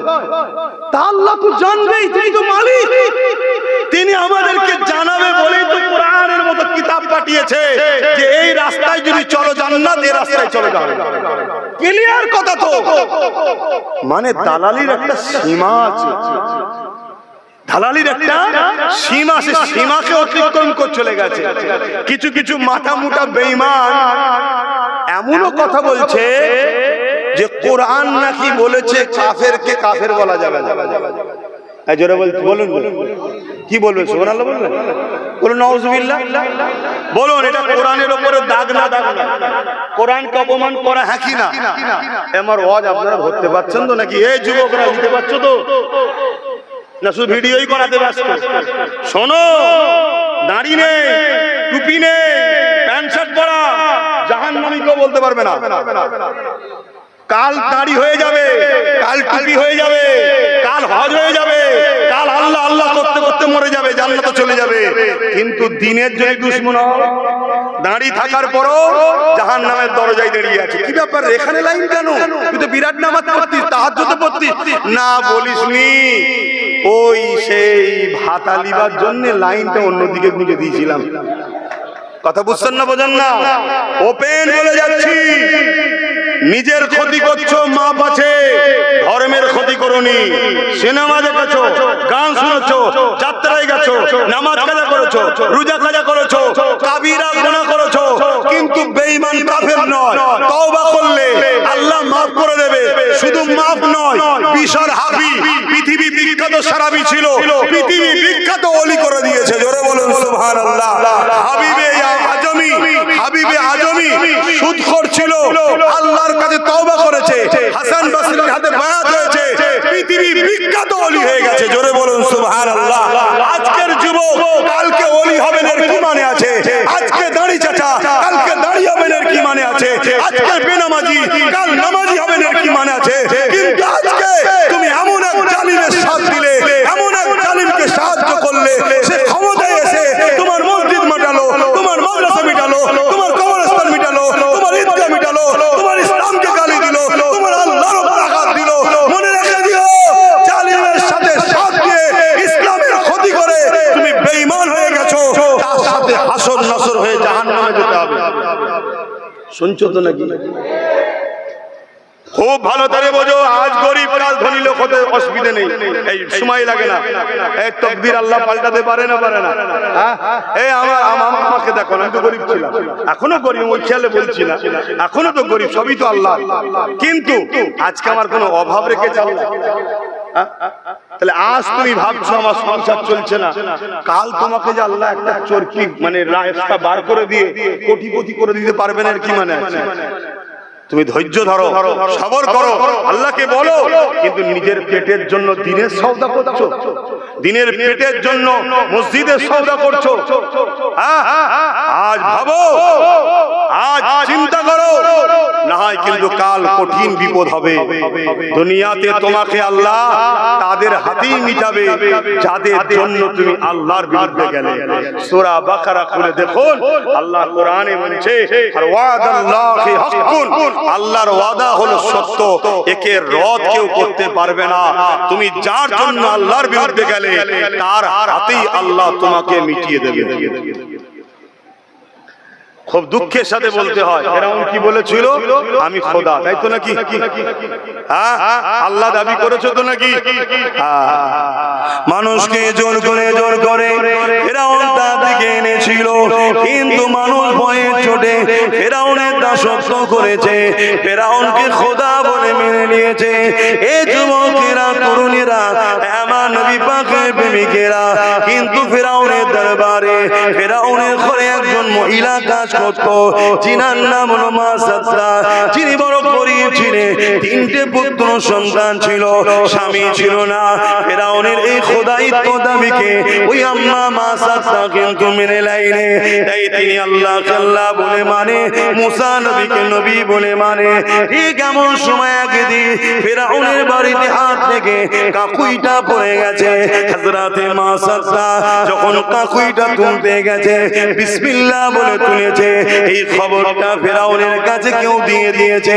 এই খবর যখনই ফেরাউন পেয়ে গেছে, ফেরাউন মা সাদরাকে ডেকেছে, এ মা সাদরা রে, শুনলাম নাকি তুমি আমাকে আল্লাহ বলে মানো না? এমন করে মুসা যে আল্লাহর প্রচার করে, সে আল্লাহকে নাকি আল্লাহ বলে মানো? হযরতে মা সাদরা চিন্তা করতে লেগেছে, আমি যদি সত্য কথা বলে দিই, এই জালিম আমাকে অত্যাচার করবে, জুলুম করবে, আর আমি যদি জানকে বাঁচাবার জন্য এর সামনে মিথ্যা কথা বলে দিই, তাহলে পরকালে আল্লাহ পাক আমার উপরে নারাজ হয়ে যাবে। আমি মাসাদটা আমার স্রষ্টাকে কি করে নারাজ করি? যিনি আমাকে বানিয়েছে, যিনি আমাকে জীবজন্তু পশু করেনি, তিনি আমাকে আশরাফুল মাখলুকাত করেছে, আমি তিনাকে কি করে নারাজ করি? এই জন্য আম্মা জান মাসাদটা ফেরাউনের সামনে বলে দিল, হে ফেরাউন, তুমি যেটা শুনেছো ঠিকই শুনেছো, আমি তোমাকে খোদা বলে মানি না, আমি তিনাকে খোদা বলে মানি যিনি তোমাকে মিশরের রাজা বানিয়েছে, যিনি তোমাকে সৃষ্টি করেছে, আমি তিনাকে আল্লাহ খোদা বলে মানি। মাসাদটাকে ফেরাউন বুঝাতে লেগেছে, এখনো সময় আছে, পরিবর্তন হয়ে যাও, তোমাকে আজাদ করে দেবো, অনেক ধন দৌলত দেবো, লোভ লালসা দিতে লেগেছে। কিন্তু আম্মা মাসাদটা একটাই কথা বলতে লেগেছে, আমি সব কিছু ছাড়তে রাজি আছি, আল্লাহকে ছাড়তে রাজি নয়। এরা লোভ দিচ্ছে, হিরে দেবো, মণিমুক্ত দেবো, আজাদ করে দেবো, গাড়ি দেবো, মানে ঘোড়া তৎকালীন সময়, কথা বুঝে আসছে, অনেক ধন সম্পদ দেবো, শুধু খোদা বলে মেনে নাও। মানছে না। আর আজকে আমার মুসলিম ঘরের ছেলে 500 টাকা 1000 টাকাই খোদা বলে মেনে নিচ্ছে। এই মানছে না, মানে না। আমার কথা কি ভুল হচ্ছে? আপনারা জানেন না, এ যেমন খোদার বিরুদ্ধে আল্লাহর বিরুদ্ধে কথা বললো, এটার প্রতিবাদ যেমন হলো, আইলা মুহাম্মদ সাল্লাল্লাহু আলাইহি ওয়াসাল্লামের পক্ষে দাঁড়িয়ে প্রতিবাদ হওয়া দরকার আছে না?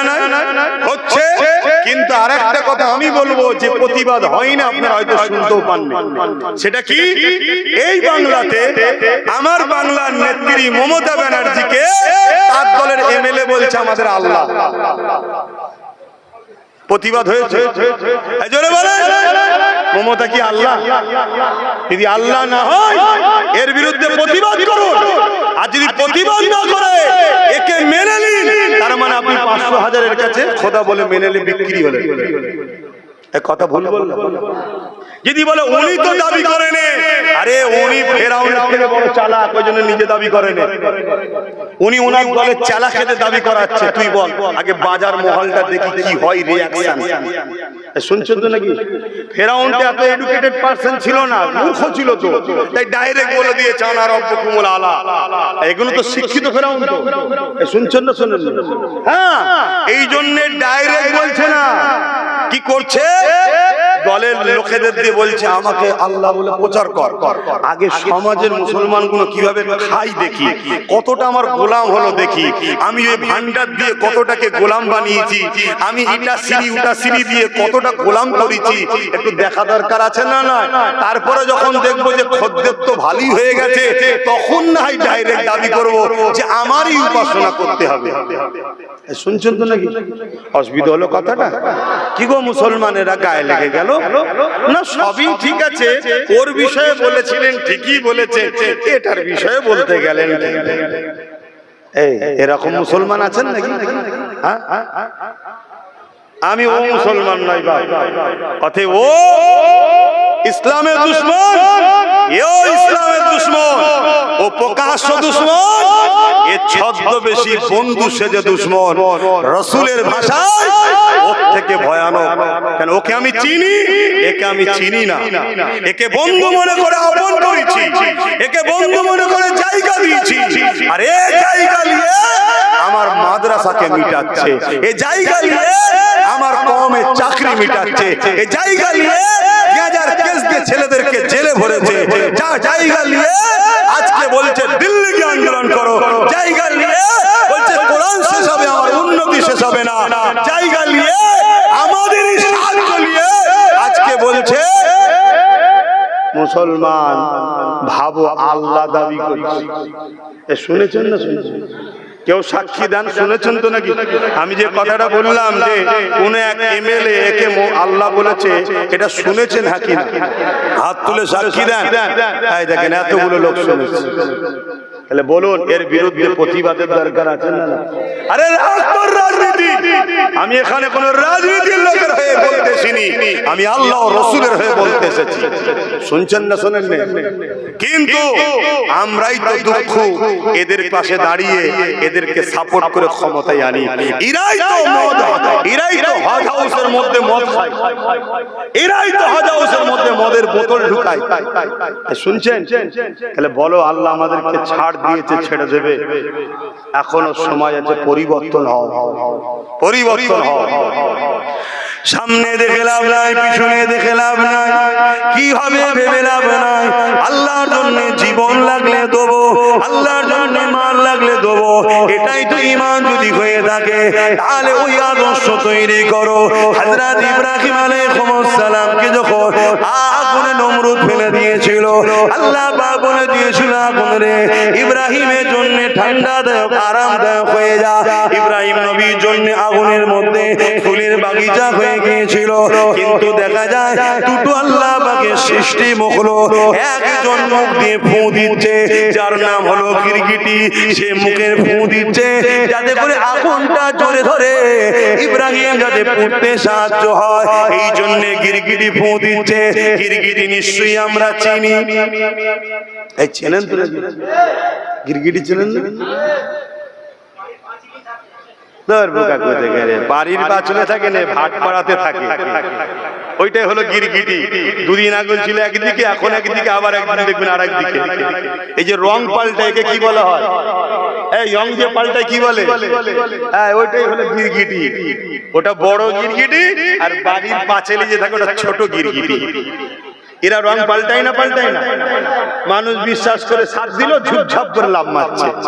রাত্রিরে শোবার সময় শুনলাম অমুকের দলে, ঘুম থেকে উঠে শুনছি আর পালিয়ে গেল। এই যে রং পাল্টায়, একে কি বলা হয়? গিরগিটি। এই পাল্টানো গুলো একটা বড় গিরগিটি আছে, আর একটা পাঁচিলে ছোট গিরগিটি থাকে। তো এই গিরগিটি ফু দিচ্ছে কেন? যাতে ইব্রাহিম নবীর আগুনটা আরো বাড়ে। শুনছেন? আচ্ছা বলুন তো, একটা বিশাল গ্রামের মতো এলাকায় আগুন ধরিয়েছে। যারা গেছে ইরাকে তারা জানে, ব্যাবিলন শহরে আমি নিজের চোখে দেখে এসেছি। একটা বিশাল গ্রামের মতো এলাকায় আগুনটা ধরানো, এই বিশাল আগুনে গিরগিটির ফুঁয়েতে আগুন বাড়বে মনে হয়? কিন্তু তারপরেও ফু দিচ্ছে কেন? ওই ইব্রাহিম নবীর বিরুদ্ধে তার প্রমাণ দিল। আর আজ নাই বলে একটা ছোট্ট জীব আছে আল্লাহ সৃষ্টি, সে চোঁচে করে পানি নিয়েছে আগুনে দিচ্ছে কেন? যাতে আগুনটা বন্ধ হয়ে যায়। একটা ছোট্ট আজনাই জীব, তার চোঁচে 2-5 ফোঁটা পানি থাকবে, এই গ্রামের মতো আগুন ওই 2-5 ফোঁটা পানিতে কি নিভাবে মনে হয়? কিন্তু ও কি প্রমাণ দিল? আমি ইব্রাহিমের পক্ষে। আল্লাহ পাক ঘোষণা করে দিলেন গিরগিটি আমার ইব্রাহিমের বিরুদ্ধে, আর আজনাই আমার ইব্রাহিমের পক্ষে। তাই ওদের দ্বারা উপকার যদি নাও হয়, ওদের দ্বারা ক্ষতি যদি নাই হয়, আজনাইয়ের দ্বারা উপকার হয়নি, গিরগিটির দ্বারা ক্ষতিও হয়নি, কিন্তু ইব্রাহিমের বিরুদ্ধে গিরগিটি প্রমাণ দিল ফু দিয়ে, আর আজনাই ইব্রাহিমের পক্ষে প্রমাণ দিল পানি দিয়ে। ইব্রাহিম নবীর পক্ষে থাকার জন্য আল্লাহ বললেন আজনাইকে মারা নিষেধ, না যায়, আর গিরগিটিকে মারা যায়। শুনছেন? আমি এই কথাটা কেন বললাম? আজকে আমরা 2-5 জন, 10 জন, 20 জন, 100 জন, 1000 জন, 1 লাখ জন, 1 কোটি জন, আমরা যদি ভাবি যে আমরা কি আর করতে পারবো, আমরা কি জালিমদের বিরুদ্ধে লড়তে পারবো, আমরা কি ন্যায় প্রতিষ্ঠিত করতে পারবো, আমরা কি ক্ষমতায় আসতে পারবো, ওটা ভাবার কাজ আমাদের নয়। আমাদের কাজ হলো প্রমাণ করা আল্লাহ আমি তোমার দিকে আছি। তাই ইসলামের বিরুদ্ধে জালিম যারা হবে, অত্যাচারী যারা হবে, তাদের বিরুদ্ধে থাকবো, ন্যায়ের পক্ষে থাকবো, আল্লাহকে দেখাবো যে আমি ন্যায়ের পক্ষে, অন্যায়ের বিরুদ্ধে। আল্লাহ জাহান্নামকে বলবে যে আমার পক্ষে ছিল, একে জাহান্নাম পুরাস না, জান্নাত দে। জোরে বলুন সুবহানাল্লাহ। এটা দেখানো দরকার আছে না? প্রেম কি লুকিয়ে রাখার জিনিস নাকি? তো দেখাতে লাগে। তাই তো আল্লাহ পরীক্ষা নেবে, তাই তো আল্লাহ পরীক্ষা নেবে। বাবেরা, নওজোয়ান তরুণেরা, হযরতে মা সাদ্দামার কথাটা বলছিলাম, বলবো কি গো? বলবো না থাকবে? হাত তুলে বলুন কারা শুনতে চাইছে, হাত লম্বা করে তোলে যারা শুনতে চাইছে। সত্য তো নাকি? না খিদে পেয়ে গেছে? না অসুবিধা হচ্ছে? যে আরো কত মৌলী সাহেব আছে, বক্তা সাহেব আছে, তারা কত সুন্দর ওয়াজ করে, এ ছেলেটা কেমন দেখলে। আরে আমি খারাপই রে বাবা, কেন আনিস? আনবি না, বলবো না, ওপেন কথা বলছি, আনবি না, বলবো না। আসলে বলতে হবে, এটা আমার ইমানি দায়িত্ব। নচেত আল্লাহ আমার জিভকে টেনেও কপালে মারবে, জাহান্নামের কাঁচি দিয়ে কাটবে। কারণ ইসলাম কুনতুম খায়রা উম্মাতিন উখরিজাত লিন-নাস তা'মুরুনা বিল মা'রুফ ওয়া তানহাউনা আনিল মুনকার। ইমাম সাহেবরা রয়েছেন, কোরআনের কথা, এই তো কালামুল্লাহ শরীফের কথা, আল্লাহর কথা। আল্লাহ আমাদেরকে শ্রেষ্ঠ উম্মত করেছে, খায়রুল উম্মাহ কুনতুম খায়রা, কুনতুম খায়রা, খায়রুল উম্মাহ, শ্রেষ্ঠ উম্মত। কি জন্য? আমাদেরকে আল্লাহ দুটো কাজ দিয়েছে। কি কাজ? অন্যায়কে মিটাও, ন্যায়কে প্রতিষ্ঠিত করো। এই দুটো কাজ করার জন্যই আল্লাহ আমাদেরকে দুনিয়ায় পাঠিয়েছে। এই দুটো কাজ যদি করতে পারি আল্লাহ পুরস্কার জান্নাত রেখেছে, করতে যদি না পারি তাহলে আল্লাহ জাহান্নাম দেবে। শুনছেন তো? দুনিয়ার জমিনে আমরা দেখেছি আমার দেশের বর্ডারে সেনাবাহিনী থাকে না, কি জন্য? মাইনে দেয় না, দেয় না, খাওয়া দেয় না, দেয় না। ওদের কাজ কি? ওনাদের দেশকে বিদেশির হাত থেকে নিরাপদে রাখা, বহিরাগত যাদের দেশের দুশ্মন না ঢুকে পড়ে, এদিকের মাল ওদিকের মাল না হয়ে যায়, এটা কাজ তো। যদি এই কাজ না করে দেশের গভর্নমেন্ট তার বিচার করবে না, করবে না? মাইনে দেবে? তাহলে একটা দেশ, একটা মানুষ, সে আরেকটা মানুষকে একটা নিয়ম তৈরি করেছে, পাহারা দে, মাইনে দেবো, খেতে দেবো, যদি না কাজ করিস তাহলে তোকে দেব না। তাহলে মহান স্রষ্টা, যিনি দুটো হাত, দুটো পা, দুটো চোখ, দুটো কান দিয়েছে, তিনি আমাদের ডিউটি দিয়েছে আমার জমিনের উপরে ফিতনা নয়, অন্যায় নয়, জুলুম নয়, খুন নয়, চিটিংবাজি নয়, প্রতারণা নয়, চুরি নয়, ডাকাতি নয়, অন্যায়কে মিটাও আর ন্যায় প্রতিষ্ঠিত করো, শান্তি প্রতিষ্ঠিত করো, মানুষের হক দাও, মানুষকে বাঁচতে দাও, প্রেম দাও, ভালোবাসা দাও, ইনসাফ দাও, ইনসানিয়ত দাও, ন্যায় দাও। এই কাজ করার জন্যই তো আল্লাহ আমাদেরকে পাঠিয়েছে। এ উম্মতে মুহাম্মাদি, নিজেকে চিনতে পারলে না, তোমার আমার দশাটা ওই মৃগনাভিওয়ালা হরিণের মতো হয়েছে। হরিণের পেটেই মৃগনাভি থাকে, হরিণ মৃগনাভির খুশবুতে পুরো জঙ্গল চষে বেড়ায়, কোথা থেকে খুশবু আসছে নিজের পেট থেকে বেরোচ্ছে বুঝতে পারে না। আরে আল্লাহ তোমাকে আমাকে এই দুনিয়ার জন্য খলিফা করে পাঠিয়েছে। তুমি আমি প্রতিনিধিত্ব করব, তুমি আমি তো নেতৃত্ব দেব, তুমি আমি তো ইনসাফ কায়েম করব, তুমি আমি তো গরিব দুঃখী সর্বধর্মের মানুষের অধিকার দেব, তুমি আমি তো ইনসানিয়ত প্রতিষ্ঠিত করব। আজকে নিজের দায়িত্ব ভুলে গিয়ে এ চোরের পিছনে, ও খুনির পিছনে, এ ডাকাতের পিছনে, এদের ওদের ঘুরে ঘুরে ঘুরে ঘুরে ওই হরিণের মতো লাস্টে জঙ্গলে জড়িয়ে মারা যায়। আমাদের মরণটা হচ্ছে। ভাবো, নিজেকে চিনো, তোমার বাচ্চাগুলো কি অপরাধ করেছে মুসলিম ঘরে জন্ম নিয়ে, এদের জন্য কি করে যাচ্ছ তোমরা? আজকে তোমাকে আমাকে নিয়ে রাস্তাঘাটে যেখানে সেখানে ধরে ভিড় ভিড়িয়ে মেরে দেয়, তাহলে এই বাচ্চাগুলোর জন্য আরো কত ভয়ানক দিন আসছে একবারও ভাবছো না? আর যারা পিটিয়ে মারছে এদেরকে সম্পূর্ণ শেল্টার দিচ্ছে তারা, যাদেরকে আমরা ভোট দিয়ে ক্ষমতায় আনি তারা। খেয়াল করে দেখো আমার কথা ভুল হচ্ছে কি? খেয়াল করে দেখো। এই বনগাঁতে কোন এক রেজিস্ট্রেশনের উপরে একজন পতাকা টাঙাচ্ছিল পাকিস্তানের, আর স্লোগান দিচ্ছিল দেশের বিরুদ্ধে। ধরা যখন পড়লো সে মুসলমান নয়, অমুসলিম, তাকে এমন হালকা ধারা দিল পশ্চিম বাংলার পুলিশ, এমন হালকা ধারা দিল, পরের দিন জামিন হয়ে গেল। আর সেন্টারের নেতারা ফুলের মালা দিয়ে ইনকিলাব জিন্দাবাদ বলে তাকে ঘরে নিয়ে যাচ্ছে। পাকিস্তানের পতাকা বাঁধে আমার দেশে দেশ বিরোধী স্লোগান দেয়, তাকে পুলিশ দেয় হালকা ধারা। আর একটা মুসলমান সে যদি বলে মদের দোকান আমার ইসলামে নিষেধ চলবে না, তাকে তুলে নিয়ে যে গ্যাজার মামলা দেয়। কথা বলা ভুল হচ্ছে কেন? পাওয়ারটা ওদের হাতে ছেড়ে দিয়ে বসে আছে, ওরা ভাই বোন সব ভেতরে ভেতরে সেটিং এ বসে আছে। আর এরা আমার কওমকে মিটাচ্ছে, আমার দিনকে মিটাচ্ছে, আমার সমাজকে মিটাচ্ছে, আমাদেরকে সব শেষ করে দিচ্ছে, আর আমার বাচ্চাগুলোকে শেষ করছে। আর ওরা কি করেছে? মুসলিম পাড়ায় দু চারটে সুরাতে সকলে মুসলমান, ভেতরে মুনাফিক, এমন সব গুন্ডা তৈরি করে রেখে দিয়েছে। আর যখনই কেউ বলতে যাবে অমনি সে বলবে লাঠিয়াল বাহিনী লিয়াই, বাইক বাহিনী লিয়াই, পেট মাত ভর। এই কথা খারাপ লাগলো? সেই বাহিনীগুলো কোথায়? সেই গুন্ডাগুলো কোথায়? বলুন। ওরা যদি মুসলমান হতো, কওমের যদি দরদ থাকতো, ওই বাহিনী কেন ভাট করায় যায় না? কেন ওদের বিরুদ্ধে কেস লেখে না? কেন ওর বিরুদ্ধে প্রতিবাদ করে না? কি করা দরকার আছে? তুই তো মুসলমান দাবি করছিস না, ও করবে ওর এই চোর নেত্রীর জন্য করবে, আল্লাহর জন্য করবে না।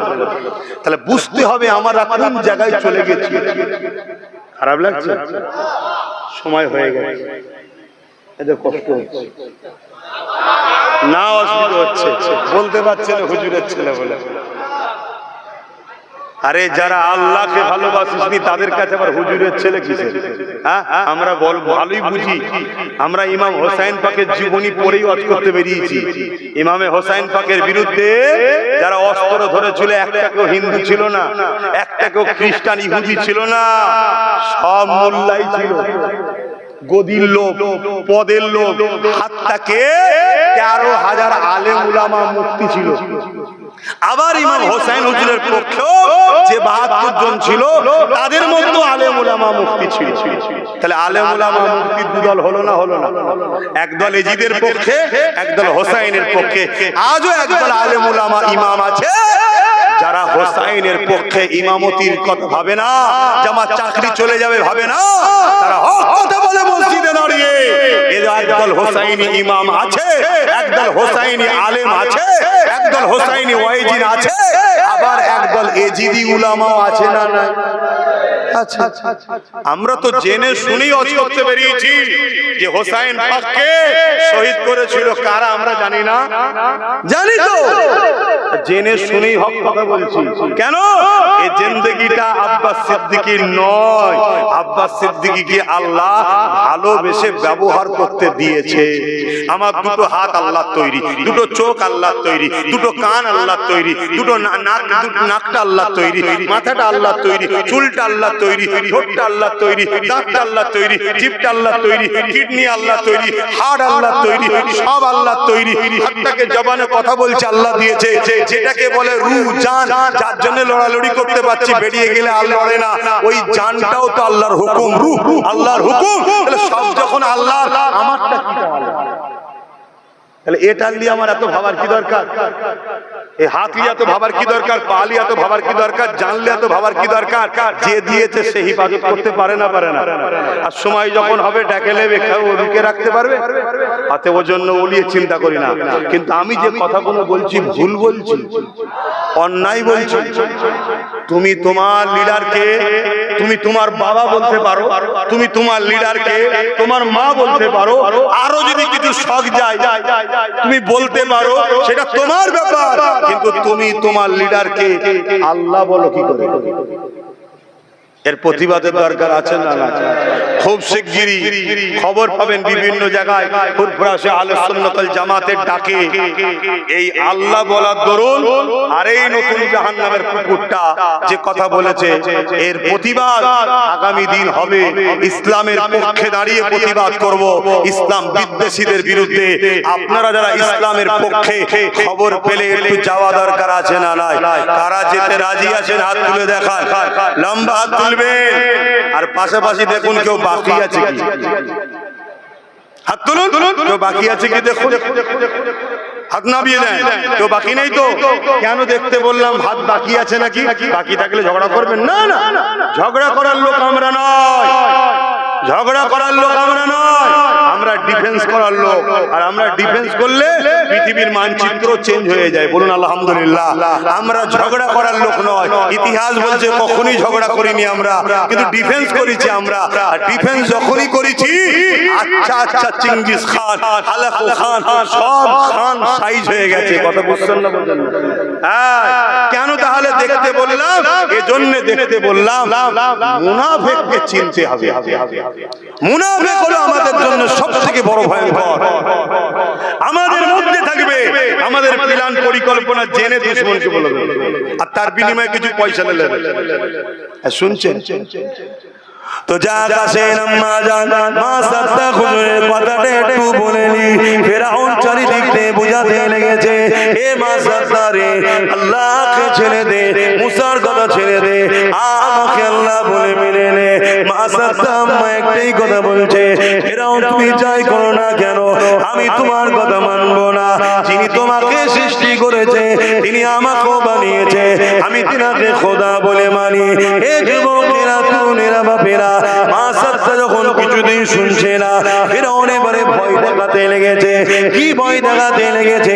বিশাল কড়া জোগাড় করেছে, ওই কড়াতে তেল দিয়েছে, তলাতে আগুন ধরিয়ে দিয়েছে, কড়ার তেলটা টকবক টকবক করে ফুটতে লেগেছে।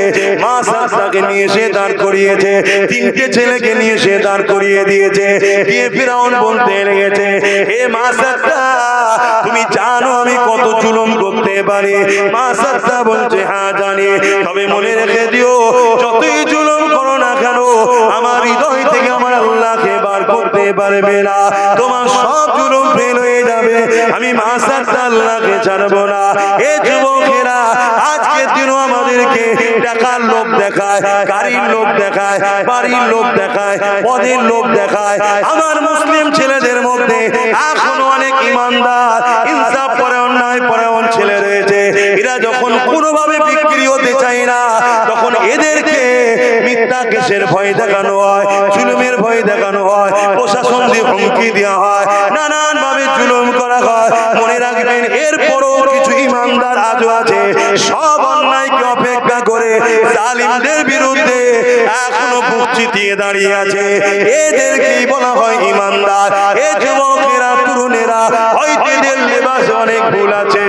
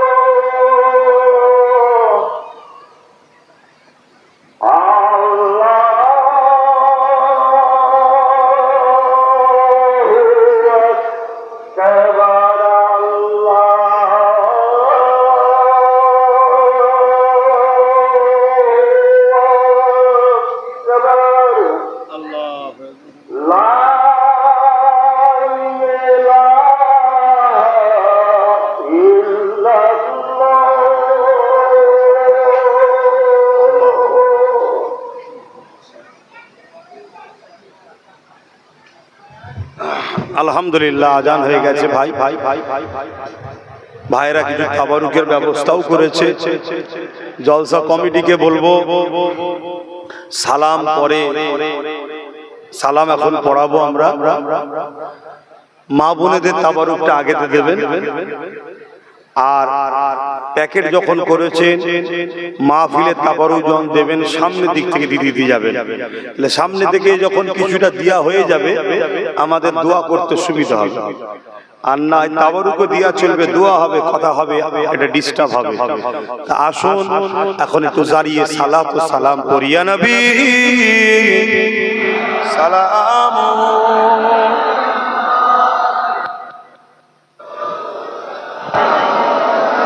বসেন, আপনি বসেন মুরব্বী। ডাক বসে বসে সালাম দেন। বাচ্চাটা ঘুমোচ্ছে, ওকে তুললে হবে না। এই দাঁড়ানুলি আমাদের অনেকের মধ্যে এখনো মশলাটা বুঝতে পারছে না। দাঁড়ানোটা হলো একটা আদব, প্রেমের ব্যাপার। যদি কেউ বসে সালাম দেয় তার বিরুদ্ধে কোনো ফতোয়া নাই, কিন্তু কেউ দাঁড়ানোর যদি বিরোধী করে তার বিরুদ্ধে ফতোয়া হলো সে গুস্তাগে রসুল, সে আদবে রসুলের বিরুদ্ধে, তার বিরুদ্ধে তখন ফতোয়া আছে। আল্লাহ পাক কোরআনের মধ্যে বলেছেন সল্লু, দরুদ পড়ো, ওয়াসাল্লিমু, সালাম দাও। সালাম দিবার সময় আল্লাহ বলেছে সব থেকে উত্তম ভক্তি ভালোবাসা আদবের সাথে দাও। তাই আমরা দাঁড়িয়ে সালাম দিই। মেশকাত শরীফ বাবুল আদব কিতাবুল কিয়াম, নবী পাককে সাহাবা হুজুররা দাঁড়িয়ে দাঁড়িয়ে সালাম দিতেন। জোরে বলুন সুবহানাল্লাহ। তার মানে এটা নয় যে কেউ বসে সালাম দিলে তাকে বেঈমান বলবেন, এমনটা ঠিক শরিয়াত বলছে না। তবে দাঁড়িয়ে সালাম দিয়া বসে সালাম দেওয়ার থেকে উত্তম বেশি, নেকি বেশি, সওয়াব বেশি। বলুন সুবহানাল্লাহ। এক সালাম দেওয়ার সওয়াব পাবো, একটা আদবের সওয়াব পাবো। দরুদের বেলায় বসে সালাম দিই কেন? দরুদ পড়লে নেকি হয় তাই বসে দিই, ফারিস্তা নেকি লেগে। সালামের বেলায় দাঁড়াই কেন? সালাম দেবো আমরা এখান থেকে, কি গ্রাম যেন, কাঠুরিয়া থেকে, আর মদিনাওয়ালা জবাব দেবে, ওই জবাবটা আমরা আদবের সাথে লোবো। জোরে বলুন সুবহানাল্লাহ। এটা হলো ব্যাপার। কিন্তু এই মুরব্বির কোলে তার একটা নাতি হবে মনে হচ্ছে, তাই তো? না পুতা? নাতি মেয়ের ঘরে না ছেলের ঘরে? ছেলের ঘরেকে কি বলে? তাহলে নাতি বলছে। মুরব্বিও ঘেবড়ে যাচ্ছে। তা পুতাকে নিয়ে বসে আছে, বাচ্চাটা ঘুমোচ্ছে, একটা বেগুনা সন্তান ঘুমোচ্ছে। এখন তাকে টেনে তুলে তুলতে গেলে বাচ্চাটার কষ্ট হবে। ইসলাম কষ্ট দেওয়ার ধর্ম নয়, ইসলাম জোর করার ধর্ম নয়, ইসলাম নিজের ভক্তি ভালোবাসার ধর্ম। কেউ যদি দুনিয়ায় নামাজ নাও পড়ে তারপরে জুলুম করার অধিকার ইসলাম দেয়নি। তার বিচার আল্লাহ নেবে, তাকে 100 বার বুঝাও। ইসলাম কাউকে কখনো কোনো জিনিসের জন্য ফোর্স করেনি। তবে হ্যাঁ, বাপ মার জন্য দায়িত্ব, বাচ্চা 8 বছর বয়স শুরু হলে নামাজের বেলায় তাকে তাকিদ দাও। যদি তাকিদ না দেয় তার সাথে কঠোর হও, যাতে করে সে আল্লাহকে সেজদা দিয়ে অভ্যস্ত হয়। কথা মাথায় ঢুকলো? তাই ইসলাম কোনো কাজে মানুষকে জোর দেয় না। তোমার যদি আল্লাহর উপরে ভক্তি ভালোবাসা প্রেম থাকে, তুমি সেই প্রেমে আল্লাহকে ভালোবাসো, ওই ভালোবাসা আল্লাহ নেবে। একজনকে বন্ধুর ঠেকিয়ে বললাম, বল আল্লাহু আকবার। সে আল্লাহু আকবার আল্লাহু আকবার বলেই যাচ্ছে। ও কি জান্নাত চলে যাবে? ও দিলে আল্লাহকে মানে না, যাবে কি? দিল থেকে মানতে হবে। যেমন আজকে আমাদের ঘরে অনেকে ধরে বলছে, বল এই স্লোগান দে। নাই মুরব্বী বাপেদের ঘরেও ধরে ধরে মারছে, বাচ্চাদের ঘরেও মারছে। কি আচ্ছা, কেউ যদি ওই স্লোগানটা দিয়ে ফেলে ইমান চলে যাবে? ইমান অত সহজ জিনিস নয়। আল্লাহ দেখছে যে আমার বান্দা কোন হালে আমার বিরুদ্ধে স্লোগান দিচ্ছে, আল্লাহ দেখছে। তবে হ্যাঁ, কেউ যদি ওই অবস্থাতেও মজবুত হয়ে থেকে জীবন দিতে পারে, ও বেহিসাব জান্নাত যাবে। জোরে বলুন সুবহানাল্লাহ।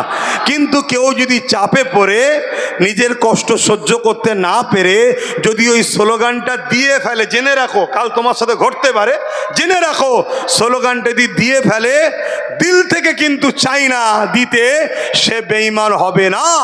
তার করণীয় কি? পরে এসে তওবা পড়ে নিয়ে আল্লাহকে বলা, আল্লাহ আপনি সবই তো জানেন, তারপরও আপনার কাছে ক্ষমা চাইছি, আমাকে মাফ করে দেবেন। ব্যাস। আল্লাহ অনেক দয়ালু, আল্লাহ আমাদেরকে অনেক ভালোবাসে। জালিমরা অনেক চেষ্টা করছে আমাদেরকে আল্লাহ থেকে সরাবার। যাক, ইনশাল্লাহ আমরা জীবন দেবো, আল্লাহ রসুল ছাড়বো না। বলুন ইনশাল্লাহ। তা নামাজের জন্য আর কথা বাড়াতে পারছি না, আসুন সালাম পড়েলি। ইয়া নবী সালাম,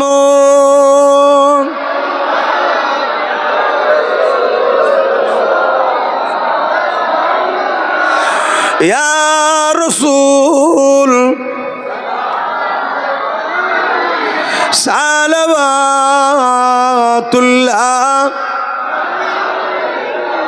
ইয়া নবী নামো ও পিয়ারা, ইয়া রাসূল নামো পিয়ারা,